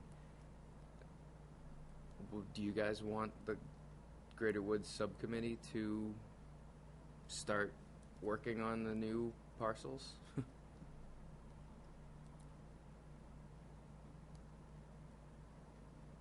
Yeah. Yeah. After Friday, sure, yeah. Yeah. Because I feel like, it's going to be, we have a meeting tonight or tomorrow night, and then there's going to be some time, and then during most of that time we're going to be hopefully owners of that property, so. Yeah. And this will give people a chance to start walking up there and, figuring out what's Yep. what. Yeah. Because there's a lot of trails on that property already. Right. Some of them need to be Yep. I know. closed down. Yep. I've walked some of them. Yep. Yep. Absolutely. Yeah. We need to figure out a way to bring it into the fold. Bring them into the fold, you might say. Mm. So. Unless you get an email saying it didn't go through. Yeah, right. Yeah, and strategies for the target practice area is something that we should be looking at, how to deal with that. Yeah, I mean, I know it's happened in other towns. I haven't seen it happen in Merrimack yet, and I don't know if any of you have a really good contact, but what I would love to see is a partnership between volunteers, conservation volunteers, and maybe some town folks that have the ability to get a DPW truck on a Saturday when they can go to the dump and bring a load of stuff, a truck that can actually get in there and transport stuff to the transfer station would be... Has that happened before? I mean, I would think, why can't we get the town to use one of their vehicles, or Parks and Recs to use one of their vehicles to get in there to help out? So on Horse Hill, after we became the owners and we got the master plan in place in 2003, we had trash days where we advertised that we were doing these trash activities. We advertised for volunteers. We advertised to certain people who had large vehicles who could do things. And we recruited, as a subcommittee, we got together and we spent time on this, planned these out. And we had some very successful trash days. We even had a newspaper reporter come in and take pictures to talk about some of the issues we had on the property and how we were going about fixing them and stuff like that. So I'm sure we could do that again. But it took some planning to do the first one. And you're gonna you need really high ground clearance to get in there. Yeah. But we did. We brought in big trucks into Horse Hill. A lot of people don't remember, but we took about 13 automobiles out of Horse Hill. 13? About 13 of them. Wow. Cut them in half. Cut haul them out in the snow. pieces. So we did a whole bunch of them in the sand pit, and then the outliers, Newt predominantly did, and members of the snowmobile club. But what was done there, and I helped a few times, but not nearly as much as Newt did, is went out with battery operated reciprocal saws, cut the hood off or cut the roof off, turned that into a sled, loaded a bunch of stuff on it, and dragged them out because it became an instant sled. And that's how they got most of the other vehicles. I think there's actually 2 more still out there. Two still out there. Yeah. They're yeah. One's under the power lines. Yeah. What is it? Look at the color. You can't tell. Can't tell anymore. So Yeah. we also had someone who was You willing like to that take one. tires, and we filled like 3 trailer loads of used tires out of Horse Hill. So I've got lots of pictures on the trash days, but we've done it on Horse Hill. We should be able to do it here. I've gotten all the tires out of Greater Woods. Yeah. Okay. is I could roll them and get them to a place where I could get them out with my trailer. Yeah. But just, I can't get Right. into. We don't know if that car is on our It's property. not, I don't think it I is. don't think it is, but Yeah. we weren't really sure, so. So yes, we can put something together. And now, we did it with volunteers and without town vehicles, but there have been other times with the town, when Ernie was part of the town, he helped us a few times. So It would be great if we could reach out. they helped with roofing shingles that we couldn't get all of it and I miss him. stuff, so, yeah. I know I brought my truck in there a number of times hauling stuff out, so. We did the same thing at Wildcat Falls, too. We had a couple of trash days in there, too, so, way back when. So it's not unprecedented. So That would be great if we could do that. I think we just need to pick a day that we're gonna do it, have a rain day backup, and then let's try to coordinate. And You see that old Coke cooler down there in the pit? You need to plan it, and it needs to be publicized. I think we own that property now. well, and then it needs to be prevented from happening Right. again. Well, what's nice about the trail days is if you're really advertising, or trash days as we call them, is you get new people out there. Yeah. And all of a sudden, like, wow, didn't know we had this in our town. It's great PR, it really is. Yeah, and you get the newspapers, you let them know, you let the patch know, you let the journal know, everyone. And it could be great publicity for, I mean, we were in the news. You guys read the newspaper articles about the purchase of the land. People are really excited about that stuff, so we could tie it right into the purchase of that property, and Yeah. it could be a big deal. Yeah. I think, I mean, at this point, the subcommittee, we have the volunteers to do it. Mm-hmm. We just need a truck. Okay. That's all we need. Well, I mean, great to have volunteers too, yeah. but, I'd rather save the volunteers for, like, the bridge that we're doing Saturday. Yeah. That we don't have a subcommittee for that We don't. place and a willing, people raising their hands to help with that. However, all we need is a truck with Greater Woods, because everybody really wants to get that stuff out of there. Okay. We want to do that before the snow? Sure. Yeah, love to. Do you Next week? have, Who knows that? has anyone made a connection with our new operations manager in Public Works? Yes. Is she still here? Right? The same woman? Same lady? I hope so. Yeah, okay. Yeah, so that's where we got the load of The gravel, right? gravel, yeah. We'd had to schedule it for like the weekend after Thanksgiving weekend. Because I'm not gonna be around this weekend. I'm leaving Thursday. I won't be back till Sunday night. This weekend's this. Yeah. And then it's Thanksgiving, Then it's Thanksgiving. so The nice thing about Thanksgiving, though, is that, if you can get, because there's a couple days on either side of it that a lot of people have off, and if we can get some vehicles in there, that's something that's, people wouldn't I mind. think it would be tough to get DPW to. Yeah. It'd be hard to get town in there, Yeah. but, so then you have to look for someone who's not in town, and I don't have a vehicle I can do it with, so. I don't know that anybody. I don't know that any resident is going to have a vehicle that can get through that. I think it's going to have to be one of the big town. I've seen cars driving halfway from Wilson Hill Park Well, to Hunt. We can, Right. It's that pitch under the power Yeah. lines that you just need a big four-wheel drive. we have a vehicle. tax ID number, right? Tax Right, ID. the town, so they have a tax ID number. We can issue people, thank yous for their volunteer efforts, Mhm. so they can take a tax write-off. Yeah, I would. So, I mean, we can make it somewhat attractive to someone. I mean, you run like a 10-wheel or something like that. I mean, you're a couple hours of that is worth a few $100. Right. And it wouldn't really cost us anything to allow, to give someone a thank you note and a tax write-off. Mhm. So, if we can potentially look into that, might find some of the local contractors and such that, I mean, you're right in a lull right now. They're not moving snow. They're not putting in new grass. They've got these vehicles. They're sitting there doing nothing. They might certainly be willing to,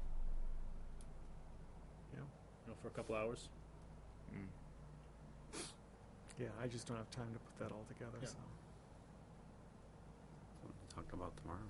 Yeah. Either that or the spring, and you do a big Yeah, but the thing trash is, day. I'm just saying, but right now, you know, like you said, before the snow flies, right now, The ground's pretty hard. ground's kind of hard. There's really not a whole lot of landscaping going on. There's no snow removal going on, so And it's not wet. it's a lull right now in the time for these guys to be, you Yeah. know, they're getting everything ready for winter. They're, you know, working on the plows and stuff like that, but they're not going to be doing anything. In the spring, lot. it's almost impossible. Yeah, you'll never to get that road. So now would be the time. We have a couple people we can call for that. We'll have to. I wouldn't mind trying to see if we can find some way to offset their costs, but Sure. Okay. Cool. That's all I have for comments. Gage? I'm good.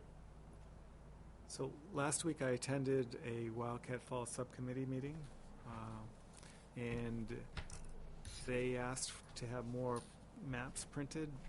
When we did the approvals for printing maps for the other parcels, we approved a number for them, but we didn't. We only printed a few just to see how they would go, and so I now asked to have 500 more maps made, because the first 100 went like that. Do we have the electronic copy of that map? It's on our website. Okay, I went looking for it the other day. I didn't see it. It's on the website. Okay. So, Is plus that I a have motion, Tim? no. I think we already approved the purchase. I just want to let you know that I'm moving forward. I thought we did. Great. I thought we did. Yeah, I know, right? My understanding, my recollection is that we approved. So if Yeah. you don't believe we did, then No, I let me think- know. So I didn't go find the minutes, but so I just wanted to make you aware of that. The parking lot was regraded recently, so and they're going to start planning, new projects. But they get a lot of use out there, so a lot of good comments now that there's markers and maps and stuff like that. So the map in the kiosk looks really good. So that's the gist of that. So I'm ready. Motion to adjourn. Second. Moved by Cindy, seconded by Matt. All those in favor? Aye. So that passes 6-0. We are adjourned at 9:42 p.m.